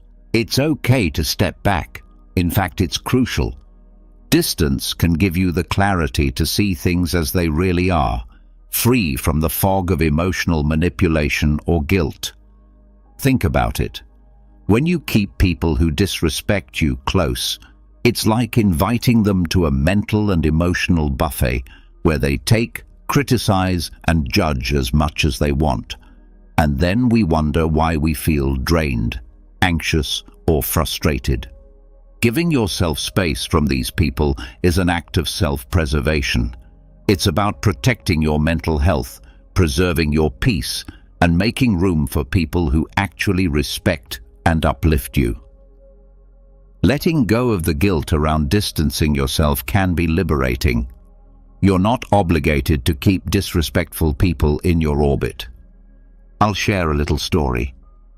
I once had a friend who would always find a way to make snide comments about every choice I made, my career, my relationships, even my taste in music. At first I thought, well, that's just how they are. Maybe I'm overreacting. So I kept them around, kept trying to brush it off, thinking it wasn't that big of a deal. But over time, those little jabs started getting under my skin. I realized I was walking on eggshells, always bracing myself for the next criticism or the next joke that felt more like a punch. One day, I decided to try a different approach. I didn't make a big announcement or call them out. I just started limiting my time with them. Instead of seeing them every week, I'd see them maybe once a month. And guess what? I felt lighter. I felt freer. And in that space, I realized just how toxic that friendship had become. Distancing myself gave me the mental clarity to see that I deserved better friends. Friends who would build me up instead of tearing me down. Here's the thing. Some people are going to tell you that keeping your distance is selfish. They'll say, but they're family, or you've been friends for years. It can feel uncomfortable, maybe even a little taboo, to admit that someone you know well just isn't good for you. Society tells us to be loyal, forgiving, and nice, but at what cost? Here's a little secret. Protecting your peace isn't selfish. It's necessary. You're not here to be anyone's emotional punching bag or their constant source of validation. Sometimes the best way to show someone you've had enough is by simply stepping back. Here's where it gets deep. Keeping your distance is a powerful reminder that you are your own priority. You don't have to play the role someone else has assigned to you. You don't owe anyone access to your mind, your time, or your emotions. When you put a little space between yourself and disrespectful people, you're making a statement.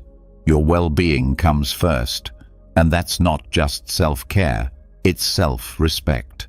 Distance also gives you the chance to focus on the relationships that matter, the ones that genuinely uplift you. Think about it. The more time you spend around people who respect you, the more confident and fulfilled you feel. The less time you spend around those who tear you down, the less room they have to impact your thoughts, your mood, and your life. I used to feel so guilty about distancing myself from people, even if they weren't treating me well. I'd think, what if they think I don't care? Or maybe I'm overreacting. But over time, I learned that distancing myself wasn't just about removing negativity, it was about creating space for growth. When I started giving myself permission to distance from disrespectful people, I felt a new kind of freedom. I had more energy, more peace, and a clearer vision of who I wanted in my life. So, here's my challenge to you. Think about the people in your life who constantly disrespect you, who make you feel small or drained. Then ask yourself, do they really deserve this much access to me? Hold your head high. All right, let's talk about an old school classic that never goes out of style. Holding your head high. Now, I know this might sound like generic advice, but trust me, this one is pure gold when dealing with people who don't respect you. Here's the thing, when someone is disrespectful, they're banking on making you feel small. They want you to doubt yourself, to lower your eyes, to shrink into yourself. But when you stand tall and hold your head high, you're saying, without a word, I know exactly who I am, and nothing you say or do will make me feel less. Here's what's powerful about this. Confidence makes people uncomfortable, especially people who disrespect others. Why? Because they rely on the idea that their words or actions have the power to influence you, to control you in some way. When you refuse to let their disrespect touch you, when you literally stand taller and hold your head up high, you're showing them that they don't have the power to bring you down. You're unbreakable, and people who thrive on disrespect don't know what to do with that. It throws them off balance. It makes them question their power, not yours. I remember being in a situation with someone who just couldn't resist throwing little insults my way every time we met. You know the type. Always a smirk, always a joke that feels more like an attack. I used to try and brush it off, but honestly, it got to me. I found myself starting to dread being around them, feeling like I had to defend myself every time. But then, one day, I decided I was done feeling small.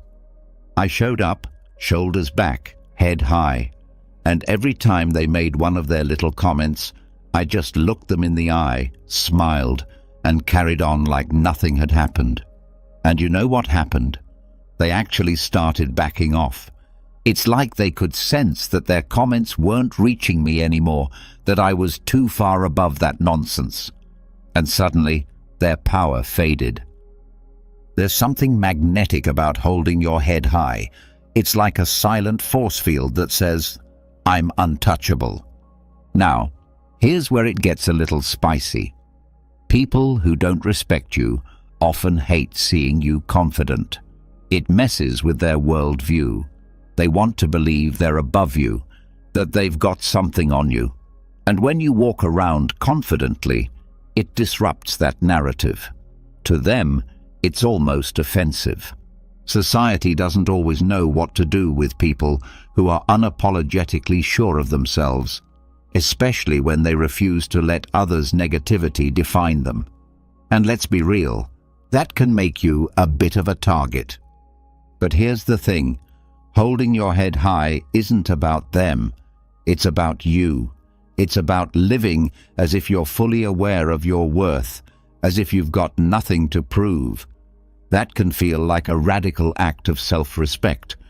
When you hold your head high, you're making a statement about your self-worth. You're declaring that, no matter what, you see yourself as valuable, deserving of respect, and inherently enough. Here's the deeper message. Self-worth isn't something you earn from others. It's something you claim for yourself. No matter what others think or say, you walk through life as if you already have everything you need within you. And guess what? You do.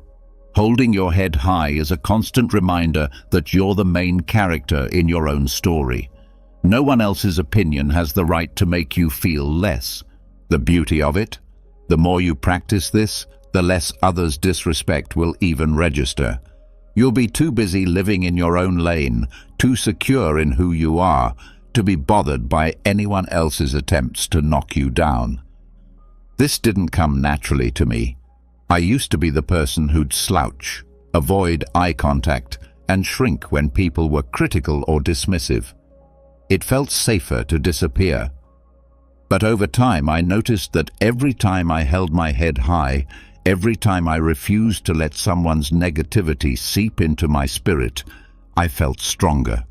It was like I was reminding myself over and over that I didn't need anyone's approval to feel worthy. I could simply stand tall in who I was. Holding your head high isn't just about physical posture, it's about mental posture too. Walk into every room like you belong there. Don't shrink yourself to fit someone else's idea of who you should be. If someone makes a snarky comment, let it roll off you. They're not seeing the real you, they're projecting their own insecurities. So why let it bother you? Here's my challenge to you. Next time you feel disrespected, whether it's a subtle dig or a full-on insult, don't react. Instead, take a deep breath, pull your shoulders back, and keep your head high. Look them straight in the eye, as if to say, I see you, but I'm above this. You'll feel a rush of confidence, a sense of peace that comes from knowing their words hold no power over you. Holding your head high is more than just good posture. It's a powerful, silent statement of your self-respect. It says, I know who I am, I value who I am, and nothing you say can change that. Because at the end of the day, respect starts with you. The more you respect yourself, the less room there is for anyone else's disrespect to stick. Stand tall, own your worth, and remember, you're worth every bit of that confidence. Life's too short to spend it bending over backwards for people who can't see your value. You don't need anyone's permission to stand tall, protect your peace, and live life on your terms. People will try to bring you down, test your boundaries, and question your choices. That's just the world we live in. But here's the thing. You get to decide what energy you let in. You set the standard for how you're treated. The best part? The more you focus on your self-respect, the more you'll attract people who see your worth, who uplift you instead of dragging you down. It all starts with you owning your power and letting the rest fall into place. So, hold your head high, embrace the silence when it serves you, and never apologize for walking away from what doesn't serve you. Thanks so much for watching. If you got something out of this, give it a thumbs up and maybe even hit subscribe for more content on owning your life and building the confidence to thrive. Share this with someone who needs a reminder to stand tall. And hey, drop a comment below if you've got a story about handling disrespect or setting boundaries. I'd love to hear it. Have you ever been in a heated argument, feeling like you're about to explode? We've all been there, whether it's a disagreement in the office, a fight with a loved one, or a heated debate online. But what if I told you there was a way to navigate conflict without using fists, figuratively or literally? The ancient Stoics, masters of emotional control and reason, have incredible strategies for facing your enemy with grace and poise. In this video, you'll discover 13 Stoic-inspired techniques to tackle conflict head-on, drawn from the wisdom of great thinkers like Seneca, Epictetus, and Marcus Aurelius. Trust me, these methods may require more patience and effort than throwing punches, but the rewards, inner peace, long-lasting solutions, and potentially transformed relationships are well worth the effort. So, are you ready to learn how to navigate conflict like a true Stoic? Remember to hit the subscribe button and the notification bell so you can see all of the videos on facing life's challenges with the timeless wisdom of Stoicism. Remember, your most significant victory lies not in external battles, but in mastering your mind and heart. Number 1. Delve into the depths of your adversary. Say you are at the edge of a furious river, the rapids foaming and churning with rage. A prudent Stoic would stop before diving in, his eyes focused on the invisible depths below rather than the churning surface. Entering your opponent's mind is the crux of the first Stoic tactic. To put it metaphorically, the intensity of the situation makes it tempting to act quickly. However, proper comprehension requires putting aside judgment and looking above the apparent surface of the issue, as Epictetus reminds us when he says, "It is not the event itself that troubles us, but our view of it." Here's how to start this examination of Stoicism, the benefits of releasing. Step away from the present, inhale deeply, mentally pan out, and examine the circumstances with dispassionate interest. Put yourself as a fly on the wall and observe the exchange objectively. This emotional separation enables more in-depth observation and more logical reasoning. Investigate their why. Pose sincere queries rather than coming up with counter-arguments. Concentrate on learning the why underlying their statements and behaviors. What drives them? What worries them? And what do they want? What life events have influenced their viewpoint?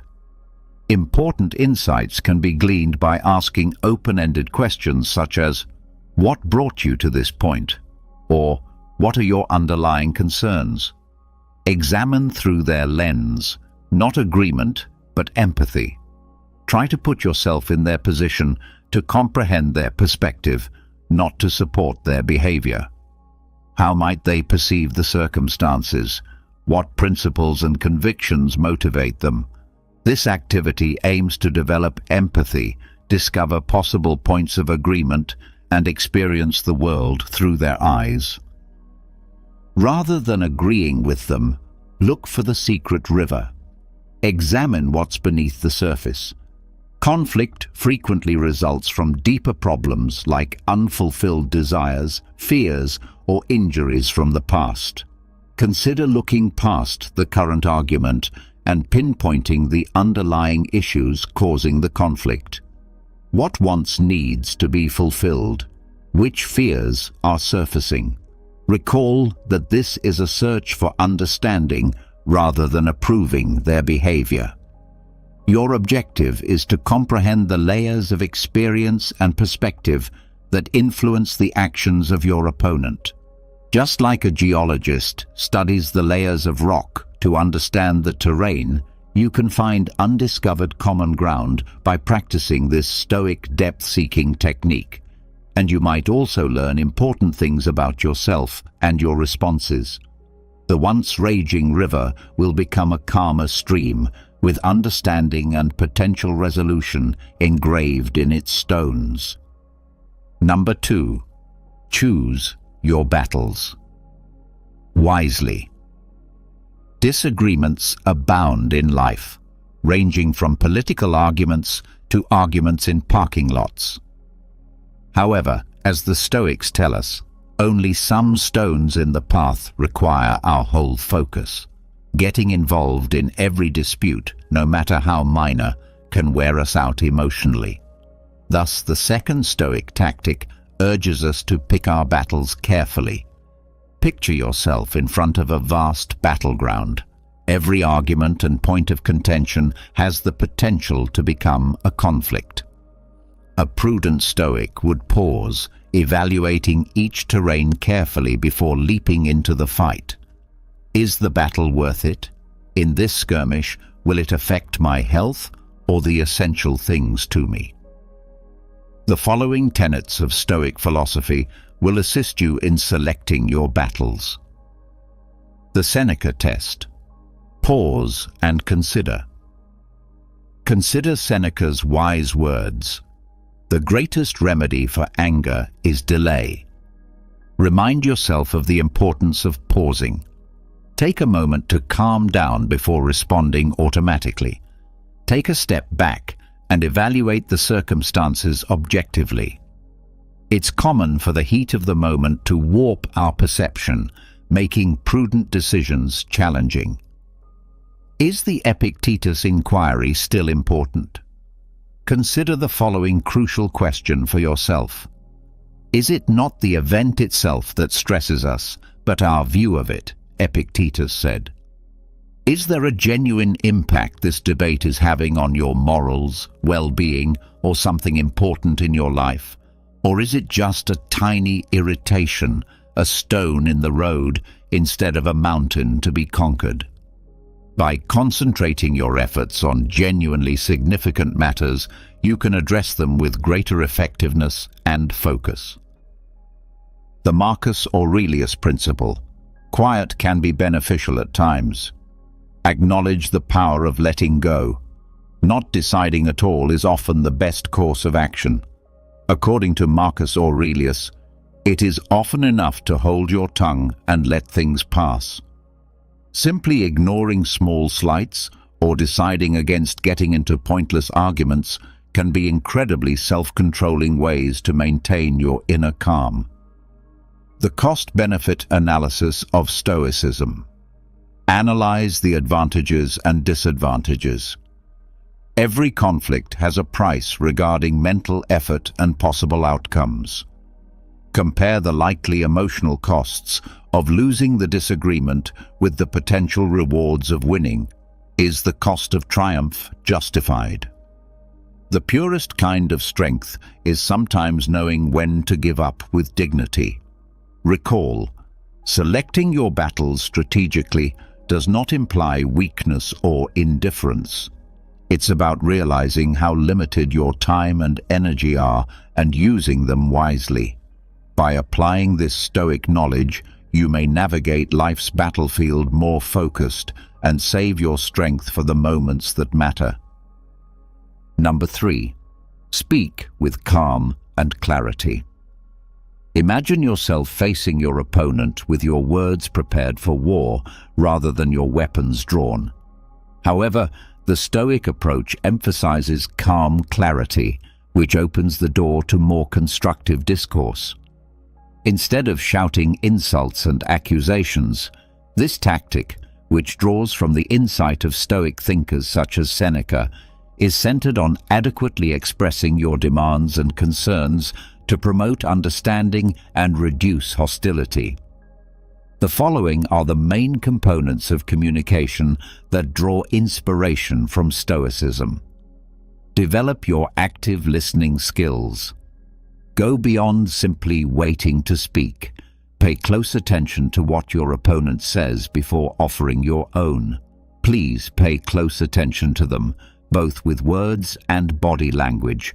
Don't interrupt, nod intelligently, and maintain eye contact. This shows that you appreciate them and understand what they're saying. Respect their emotions and validate their experiences. Empathy, not agreement. Respect their feelings and experiences, even if you disagree.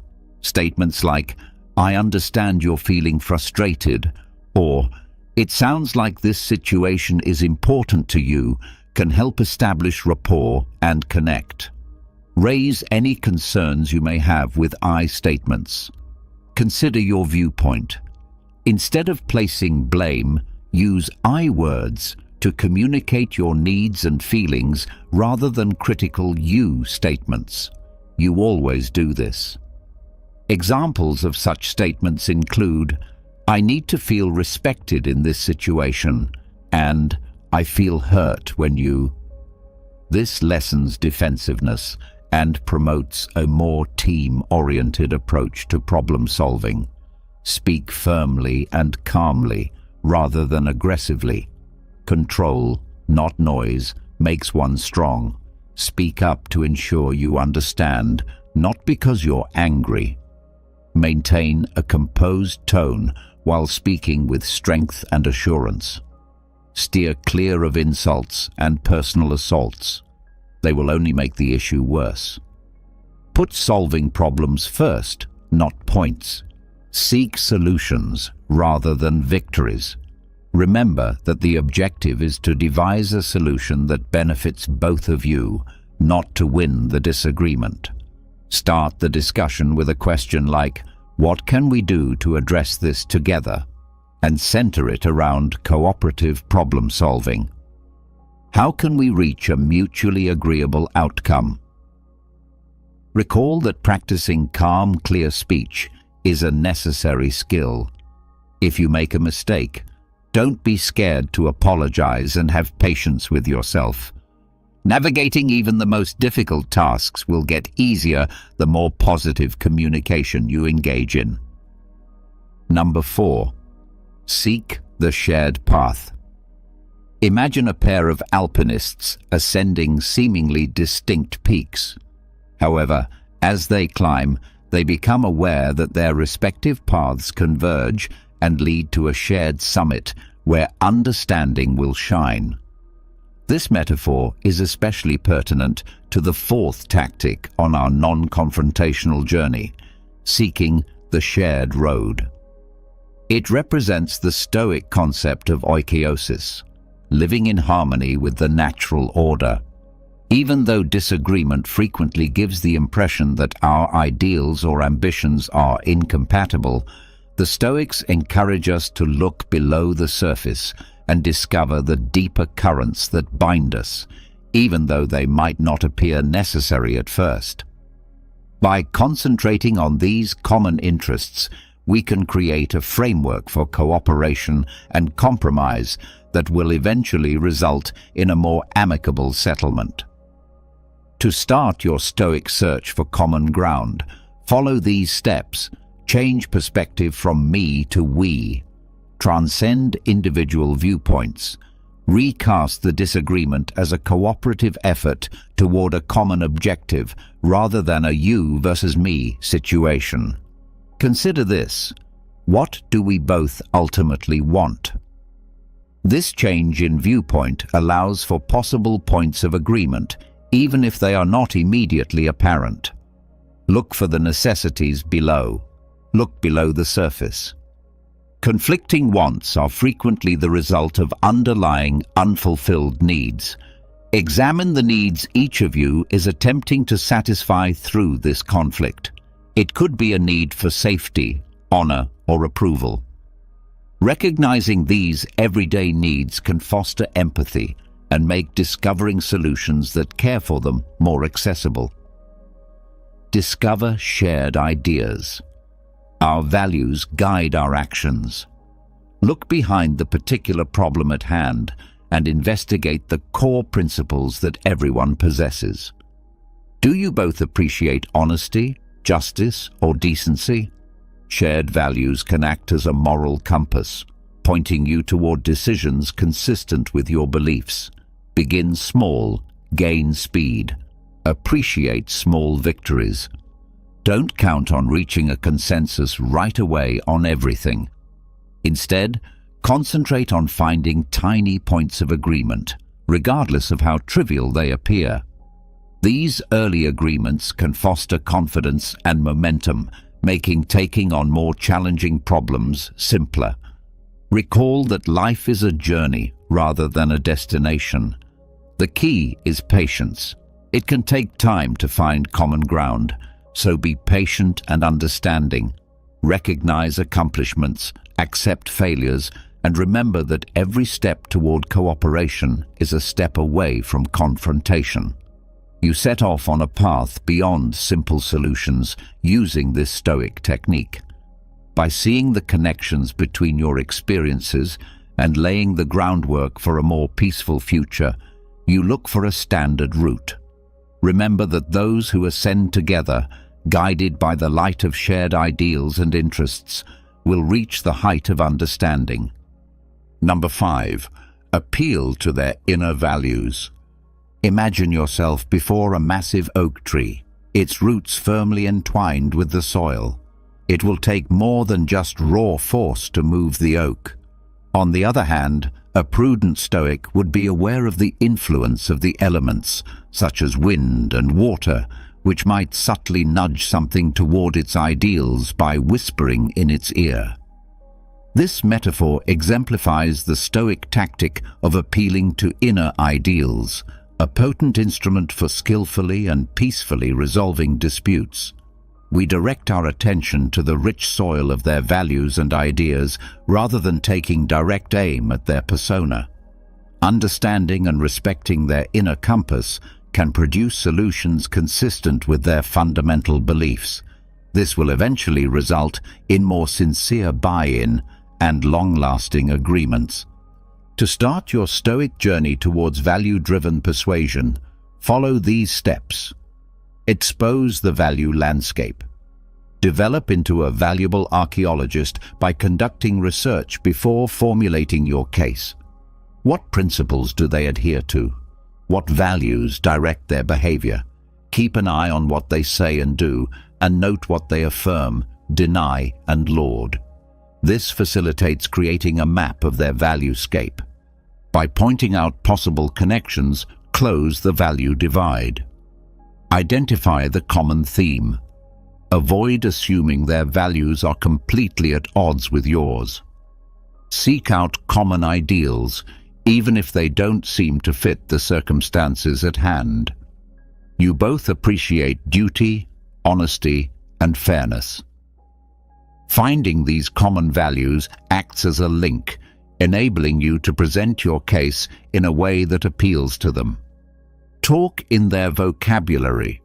After you clearly understand their values, adjust your message to fit them rather than trying to trick them. Talk in a way that expresses their interests and worries. This is telling your values in a way that is consistent with theirs, creating a sense of common ground rather than compromising your own. Don't just tell, show. Since deeds speak louder than words, show them how your solution embodies their beliefs rather than merely explaining them. Give specific instances, anecdotes, or previous deeds demonstrating how your strategy embodies the essential principles. This strengthens and humanizes your case. Recall that respect is essential. Seek comprehension rather than dominance. Always be respectful and understanding during this process. Recall that your objective is to assist them in finding a solution that addresses your concerns and aligns with their values, rather than to control or exert dominance over them. Using this Stoic technique, you become a competent navigator instead of a warrior brandishing words, leading your adversary to a place they can genuinely believe in. Recall that fundamental transformation arises from resonance with the values that sculpt an individual's identity rather than from coercion. This strategy develops mutual respect and understanding, and in the end, opens the door to advantageous solutions for all parties. Number 6. Using humor wisely in conflict resolution. Imagine yourself walking a tightrope that is stretched over a gaping hole. A mistake can send you into the depths of offense, yet humor can help you stay upright, like a balancing pole.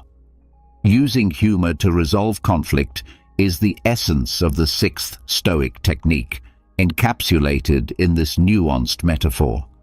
There is no denying that laughter can reduce tension and foster a more open atmosphere for discussion. A well-timed joke or playful decorum can serve as a pressure release valve, allowing understanding to flourish and letting go of pent-up frustration. The Stoic philosopher Seneca says, "A joke is a fragile thing, and a jest may turn into an insult." We must use comedy with deliberate caution to fully realize its possibilities. Here are some guidelines to help you smoothly navigate the comedic tightrope. Recognize your audience. Only some find the same things funny, so consider your opponent's humor style and personality before you crack a joke. What amuses them? In their opinion, which subjects could be delicate? Be cautious and err on the side of caution while making jokes, because something that plays well with one person may offend another. Seek out silent joy, not horniness. Laughing at, not with. Creating a shared sense of humor is the aim, not using jokes as a tool to make fun of or denigrate your opponent. Humor that belittles oneself is frequently a safer bet, since it demonstrates humility and a readiness to own up to mistakes. The timing is crucial. After reading the room, reread it. Humor can have disastrous results when misused. Before bringing in comedy, assess the situation's emotional intensity.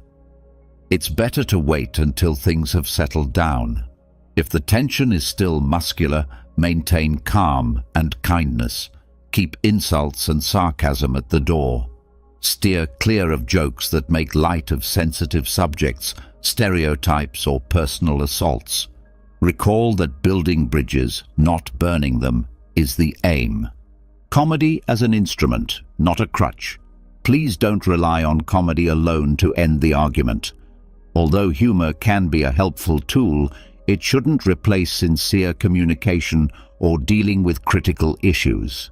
Don't expect it to be the miraculous fix. Use it sparingly to promote openness and lighten the atmosphere. Always err on the side of caution. When in doubt, it's better to avoid jokes entirely. To determine whether they're appropriate, recall that it's simpler to gain trust than to regain it following an error. Including comedy using these Stoic ideas, comedy may become an effective tool for rapport building, stress relief, and opening up more excellent room for conflict resolution rather than a dangerous tightrope walk. Recall that the power of laughter is in its capacity to unite rather than divide. When used appropriately, it can turn tense situations into chances for understanding and resolution. This might shock you. Number 7. Offer empathy. Empathy. Picture yourself on a rough mountain trail, staring over a gap at a fellow climber who seems to be going the other way. Their annoyance and rage crackle through the valley like a windstorm. Instead of hurling arguments across the vacuum, the Stoic approach would be to descend gradually, bridge the gap, and extend an understanding hand. This is the core of the 7th strategy, the Stoic principle of expressing empathy. Empathy is a valuable tool for resolving conflicts amicably, even during heated arguments, as Marcus Aurelius recommends. We can create genuine connections and open the door to a more fruitful conversation by acknowledging the other person's sentiments and validating their experiences. Here's how you develop this superpower of Stoicism. Change the perspective from me to them. See the world through their eyes. Try to comprehend the situation from their point of view rather than concentrating just on your own. What life events have influenced their emotions? What insecurities or concerns could be motivating them? This change in perspective encourages empathy and enables you to recognize their distinct reality. Pay attention to the above words. Listen to the words not spoken. It's essential to pay attention to both verbal and non-verbal cues when communicating with others. This includes things like body language, tone of voice, facial expressions, and spoken words. It is vital to comprehend the information being transmitted and react accordingly. These frequently disclose deeper feelings that their words may have obscured. Try to understand while actively listening without passing judgment. Recognize, don't pass judgment. Appreciate their emotions rather than their behavior. Even if you disagree with them, let them know you are aware of and sympathetic to their feelings. "I understand why this situation is important to you," or "It sounds like you're feeling frustrated," are phrases that can significantly increase trust and decrease defensiveness. Look for the hidden pain. Find the source of the disagreement. Anger and irritation are frequently the result of deeper emotional scars. Look into any potential sources of pain, fear, or insecurity for them. A deeper understanding makes it possible to address the underlying cause rather than simply the symptoms. It also builds empathy. Recall that gratitude is not agreement. Walk along with them, not in front of them. Showing empathy does not imply endorsing their behavior or sacrificing your moral principles. It's as simple as recognizing their viewpoint and establishing an environment encouraging sincere dialogue. You can handle the disagreement with dignity and understanding, even if you disagree. You create a bridge of understanding rather than merely a bridge across an abyss of conflict.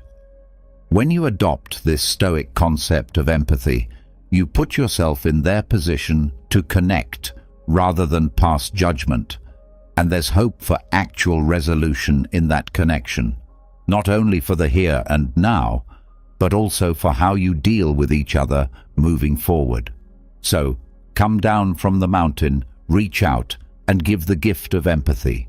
Together, you might be taken on an unexpected excursion. Number 8. Embrace the art of compromise. Imagine yourself before a massive oak tree, its branches obstinately waving in the breeze. It could take a lot of force to get the oak to bend to your will, which could hurt the tree and you. A more prudent strategy that draws from Stoic philosophy is learning the art of compromise, bending and adapting to find a way for the wind and the oak to coexist peacefully. Hard views and absolutes are rarely conducive to successful conflict resolution. Epictetus states, "Seek not to have things happen as you wish, but rather wish them to happen as they do, and you will live a tranquil life." The ability to discover answers that at least partially meet your problems and those of your opponent is a sign of true power. The following is how you can practice this Stoic art. Change me to we. Reframe the conflict as a cooperative endeavor. See the situation as a chance to devise a solution that works for everyone rather than as a rivalry. This change in viewpoint allows for more harmonious results and innovative approaches to problem solving. Identify common objectives. Look for common ground, even if it appears obscure. Examine your shared goals in the long run and see past the current argument. Maybe you both have the same values: fairness, respect, or a productive working environment. Finding these common objectives lays the groundwork for reaching a compromise. Set priorities and have the will to let go. Only some details matter equally. Only some features of the circumstances are worth dying for. Decide what is most important and be prepared to give in on less important things. This enables you to concentrate on identifying answers that deal with your main issues. Determine the win enough or win-win solution. Look for win-win solutions. Instead of focusing on a win for one party, try to find a solution where all parties feel their requirements are understood and somewhat met in the long term. This lessens animosity and promotes a feeling of justice. Recall that life is a journey rather than a destination. Patience and flexibility are key. Compromises are rarely a one-time thing. Be ready to review the agreement if something changes or new information becomes available. A durable compromise requires open communication and a readiness to change. Accepting the Stoic art of compromise keeps your demands and principles intact. Instead, you exhibit strength, adaptability, and a dedication to coming up with solutions that work for everyone. You understand how to live in a dynamic equilibrium condition, not resistance, like the wind and the oak, which benefits everyone by bringing about a more tranquil and harmonious outcome. Number 9. Seek external aid without shame. Picture yourself tangled up in a thicket of thorns, the branches blocking your path as they twist and twirl. No matter how hard you try, advancement feels unattainable. This aggravation frequently resembles the sense of being trapped in a dispute where communication breaks down and a settlement seems impossible. However, the Stoics remind us that we are not alone, even in these situations. The 9th tactic strongly emphasizes asking for outside assistance as evidence of our dedication to forging a positive course of action rather than as a show of weakness. A mediator or counselor, for example, can serve as an impartial third party to help navigate the complex maze of conflict. Just as a Stoic philosopher leads their students toward knowledge, they can offer a controlled environment for discussion, guaranteeing that each side is heard and valued. Their knowledge can be helpful in breaking through the confusing communication, eliminating the emotional undergrowth. Strong emotions frequently impede our ability to communicate, making it difficult to grasp the viewpoints of others or to explain oneself clearly. By helping to untangle these emotional knots, an impartial third person can foster a more relaxed and productive conversational atmosphere, overcoming the divide and creating a bridge of understanding. Counselors and mediators are educated to recognize and help parties in conflict close their knowledge gaps. They can promote empathy and lessen defensiveness by assisting each party in seeing things from the viewpoint of the other, encouraging fruitful conversations and leading the discussion toward resolution. Competent facilitators can guide the discussion toward constructive problem-solving, guaranteeing that all sides can voice their concerns and cooperate to find answers. Offer resources and methods, getting you ready for the journey. Many counselors and mediators have received specialized training in conflict resolution and communication methods. In the long run, they can help you build stronger relationships by providing you with the skills and techniques you need to handle conflicts in the future. Recall that asking for help is a strength, not a sign of weakness, but of wisdom. According to Stoic philosophy, asking for assistance is a display of wisdom rather than weakness. It shows that you are dedicated to developing a solution that works for everyone and are prepared to invest in your development and the partnership's success. By enlisting outside assistance, you can benefit from the knowledge and expertise of others, allowing you and your opponent to successfully negotiate the complex maze of disputes and arrive at a peaceful and constructive conclusion. Recall that occasionally receiving assistance can brighten the way ahead and remind you that you are not alone, even in the most trying circumstances. Number 10. Forgiveness. Imagine yourself fastened to a massive rock, its mass pulling you downward while its jagged edges pierce your flesh. This weight, which keeps you stuck in the past and makes it difficult for you to go on, is the weight of resentment and unforgiveness. Forgiveness, a gift to oneself, is a potent tool the Stoic philosophy offers for releasing these bonds. Neither the past nor the other person's behavior is justified by forgiveness. We are reminded by Seneca that he who is revengeful lives with a wound always open. Instead, forgiveness is a deliberate decision to let go of the hurt feelings that keep you stuck so you can go on with more clarity and peace of mind. Here's how to start this self-liberating Stoic journey. Turn the attention from them to you. Acknowledge the effect on your health. More harm results from holding on to anger and resentment than from the other person. It drains your vitality, impairs your judgment, and makes it more difficult for you to be happy and at peace. You can take back control of your mental condition and put your well-being first when you choose forgiveness. Recognize the influence of perspective. Examine the circumstances more broadly. Forgiveness occasionally necessitates comprehending the background and intentions of the other person. This is admitting their shortcomings and vulnerabilities rather than justifying their actions. This change of viewpoint might increase empathy and lessen the situation's emotional impact. Let go, but remember, let go of the past, not the memories. Being forgiven does not include forgetting the past. Instead, it entails letting go of the bad feelings connected to it. Recall the lessons you've learned, but let go of the things weighing you down, like resentment and hatred. Engage in active forgiveness. Remember that forgiveness is a continuous process. Please make an effort to extend it. It's a journey that needs constant dedication.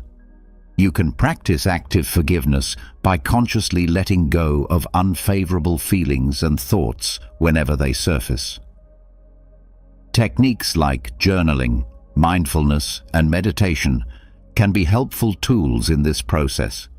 Keep in mind that forgiveness is yours, a present for you, not for them. Forgiveness is ultimately a gift you give to yourself. It frees you from the bonds of negativity and gives you more joy, calm, and emotional flexibility. Forgive yourself rather than wait for the other person to earn it. Accepting spiritual forgiveness allows you to change your present and create space for a better future. Rather than erase the past, you choose to walk the road of peace and self-compassion, releasing yourself from the bonds of bitterness and anger.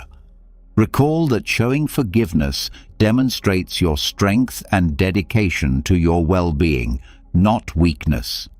Thus, exhale deeply, let go of the weight, and advance into a future offering more independence and inner serenity.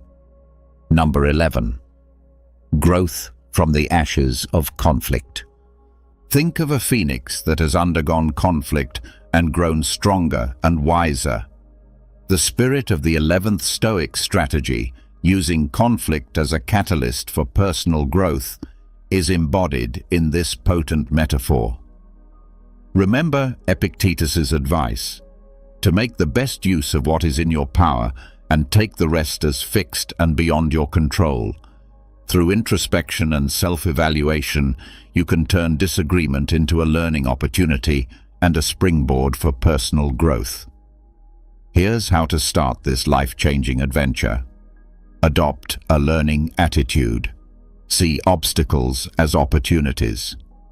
Change your mindset from perceiving conflict as a bad thing to perceiving it as an opportunity to develop and learn. Be open to analyzing your actions and inadequacies and approach the situation with an open mind. Make your excavation. Identify the underlying causes. Give careful thought to how you fit into the conflict. What made you react the way you did? Which principles or convictions was the situation at odds with? Which feelings became dominant, and how did they affect your actions? Sincerity is crucial in understanding your habits and triggers, so consider these questions carefully. Determine doable domains from contemplation to implementation. Don't let reflection get you down. Convert your observations into actionable suggestions for enhancement. Did you need help communicating effectively? Think about honing your active listening techniques.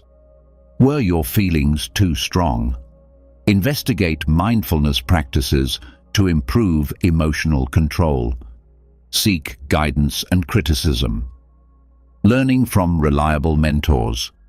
Look for a loyal friend, therapist, or mentor who can encourage your personal development and provide unbiased input. Talking to a third party about your experiences and observations might help you see things differently and promote responsibility. Recall that growth is a procedure. The key is patience. Expect a gradual change. Personal development requires work and time. Remain dedicated to your continuous improvement. Recognize failures as teaching moments and rejoice in little accomplishments. Adopting this Stoic philosophy may turn disagreement from a harmful force into a powerful catalyst for self-discovery and constructive transformation. You are restored from the ashes and emerge from them more robust, wiser, and prepared to face obstacles head-on with poise and grit. Recall that you can learn and develop, and that even the most trying circumstances can serve as stepping stones to becoming the finest version of yourself. Number 12. Setting boundaries. Picture yourself with the waves gently crashing at your feet as you stand on a spotless beach. But hold on, someone is invading your personal space and upsetting you. Setting boundaries and defending your well-being and inner serenity are potent tools the 12th Stoic technique offers in this scenario, symbolizing the delicate balance of navigating interactions. It is not the event itself that troubles us, but our view of it. Epictetus reminds us, although we have no control over what others do, we influence how we react. By defining what we will and won't tolerate, we may safeguard ourselves against negativity and promote happier relationships by establishing clear boundaries. Here's how to apply this Stoic idea here in practice. Understand your inner guidance. Determine your requirements and values. Consider what matters most before establishing boundaries. Which actions are consistent with your values? Which behaviors make you feel low on energy or violate your personal space? Establishing these internal limits lays the groundwork for effective communication. Communicate respectfully and clearly. Words, not walls. Steer clear of ambiguous statements and passive-aggressive behavior. Use I phrases to assertively and directly communicate your boundaries while concentrating on your wants and feelings. Recall that cultivating cooperation and understanding requires polite communication. The secret is consistency. Consistency is vital. Once you set boundaries, be steadfast, like a lighthouse. Never give in to guilt or avoid conflict by making exceptions. You gain respect from others and show yourself respect by sticking to your boundaries. Get ready for opposition. Recognize that not everyone will be amenable to your boundaries. Prepare yourself for possible resistance by politely restating your position and stressing how important it is to honor your requirements. Recall that boundaries give you power. Self-care is the key to freedom.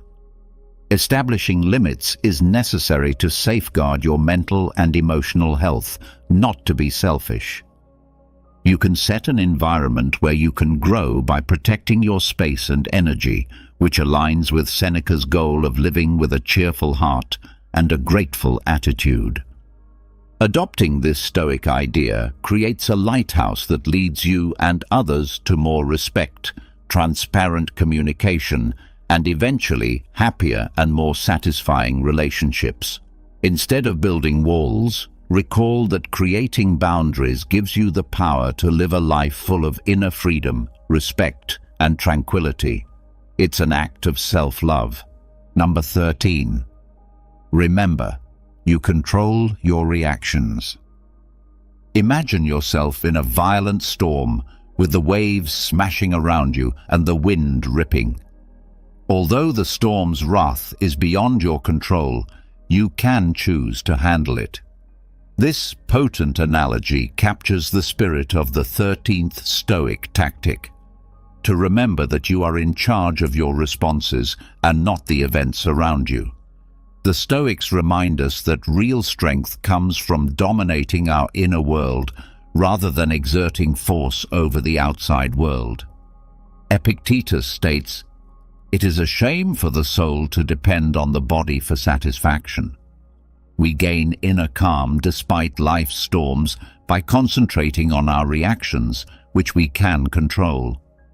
Here's how you develop this superpower of Stoicism. Determine what triggers you. Recognize your emotional terrain. Think briefly about the circumstances or activities that usually make you feel bad. Are there some phrases, people, or situations that get under your skin? The first step in controlling these triggers is acknowledging them. Take a moment to breathe. Make room between the stimulus and the response. Decide to wait before acting on impulse. Inhale deeply and give yourself space to observe and evaluate the circumstances quietly. This gives you room to make deliberate decisions and keeps your emotions from controlling what you do. Shift your viewpoint. Change the perspective, not the facts. Our reactions are frequently influenced more by how we interpret situations than their actual occurrence.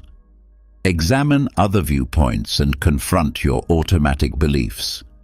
Can this situation be solved? What good things are you able to concentrate on? Select your reaction carefully. React.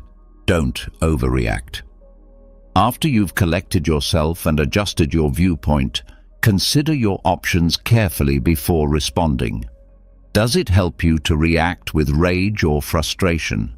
Would being composed and aggressive work better? Recall that you can exacerbate or de-escalate the situation depending on how you respond. Exercise, exercise, exercise. Learning to control your reactions is a process that takes time and effort, just like any other ability. It takes consistent practice.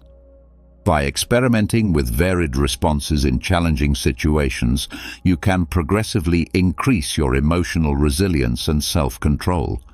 You do not become docile when you adopt this Stoic idea. You gain strength. You learn to ride out life's storms with courage and grace, discovering inner peace in conquering your reactions rather than trying to dominate the outside world. Recall that peaceful power over your thoughts and feelings is the genuine test of strength, not control from without. Thus, maintain your composure under pressure, make intelligent decisions, and face life's storms with the steadfast poise of a Stoic sage. These Stoic-inspired techniques can help you turn disagreement from a place of fighting into one of learning, understanding, and inner calm.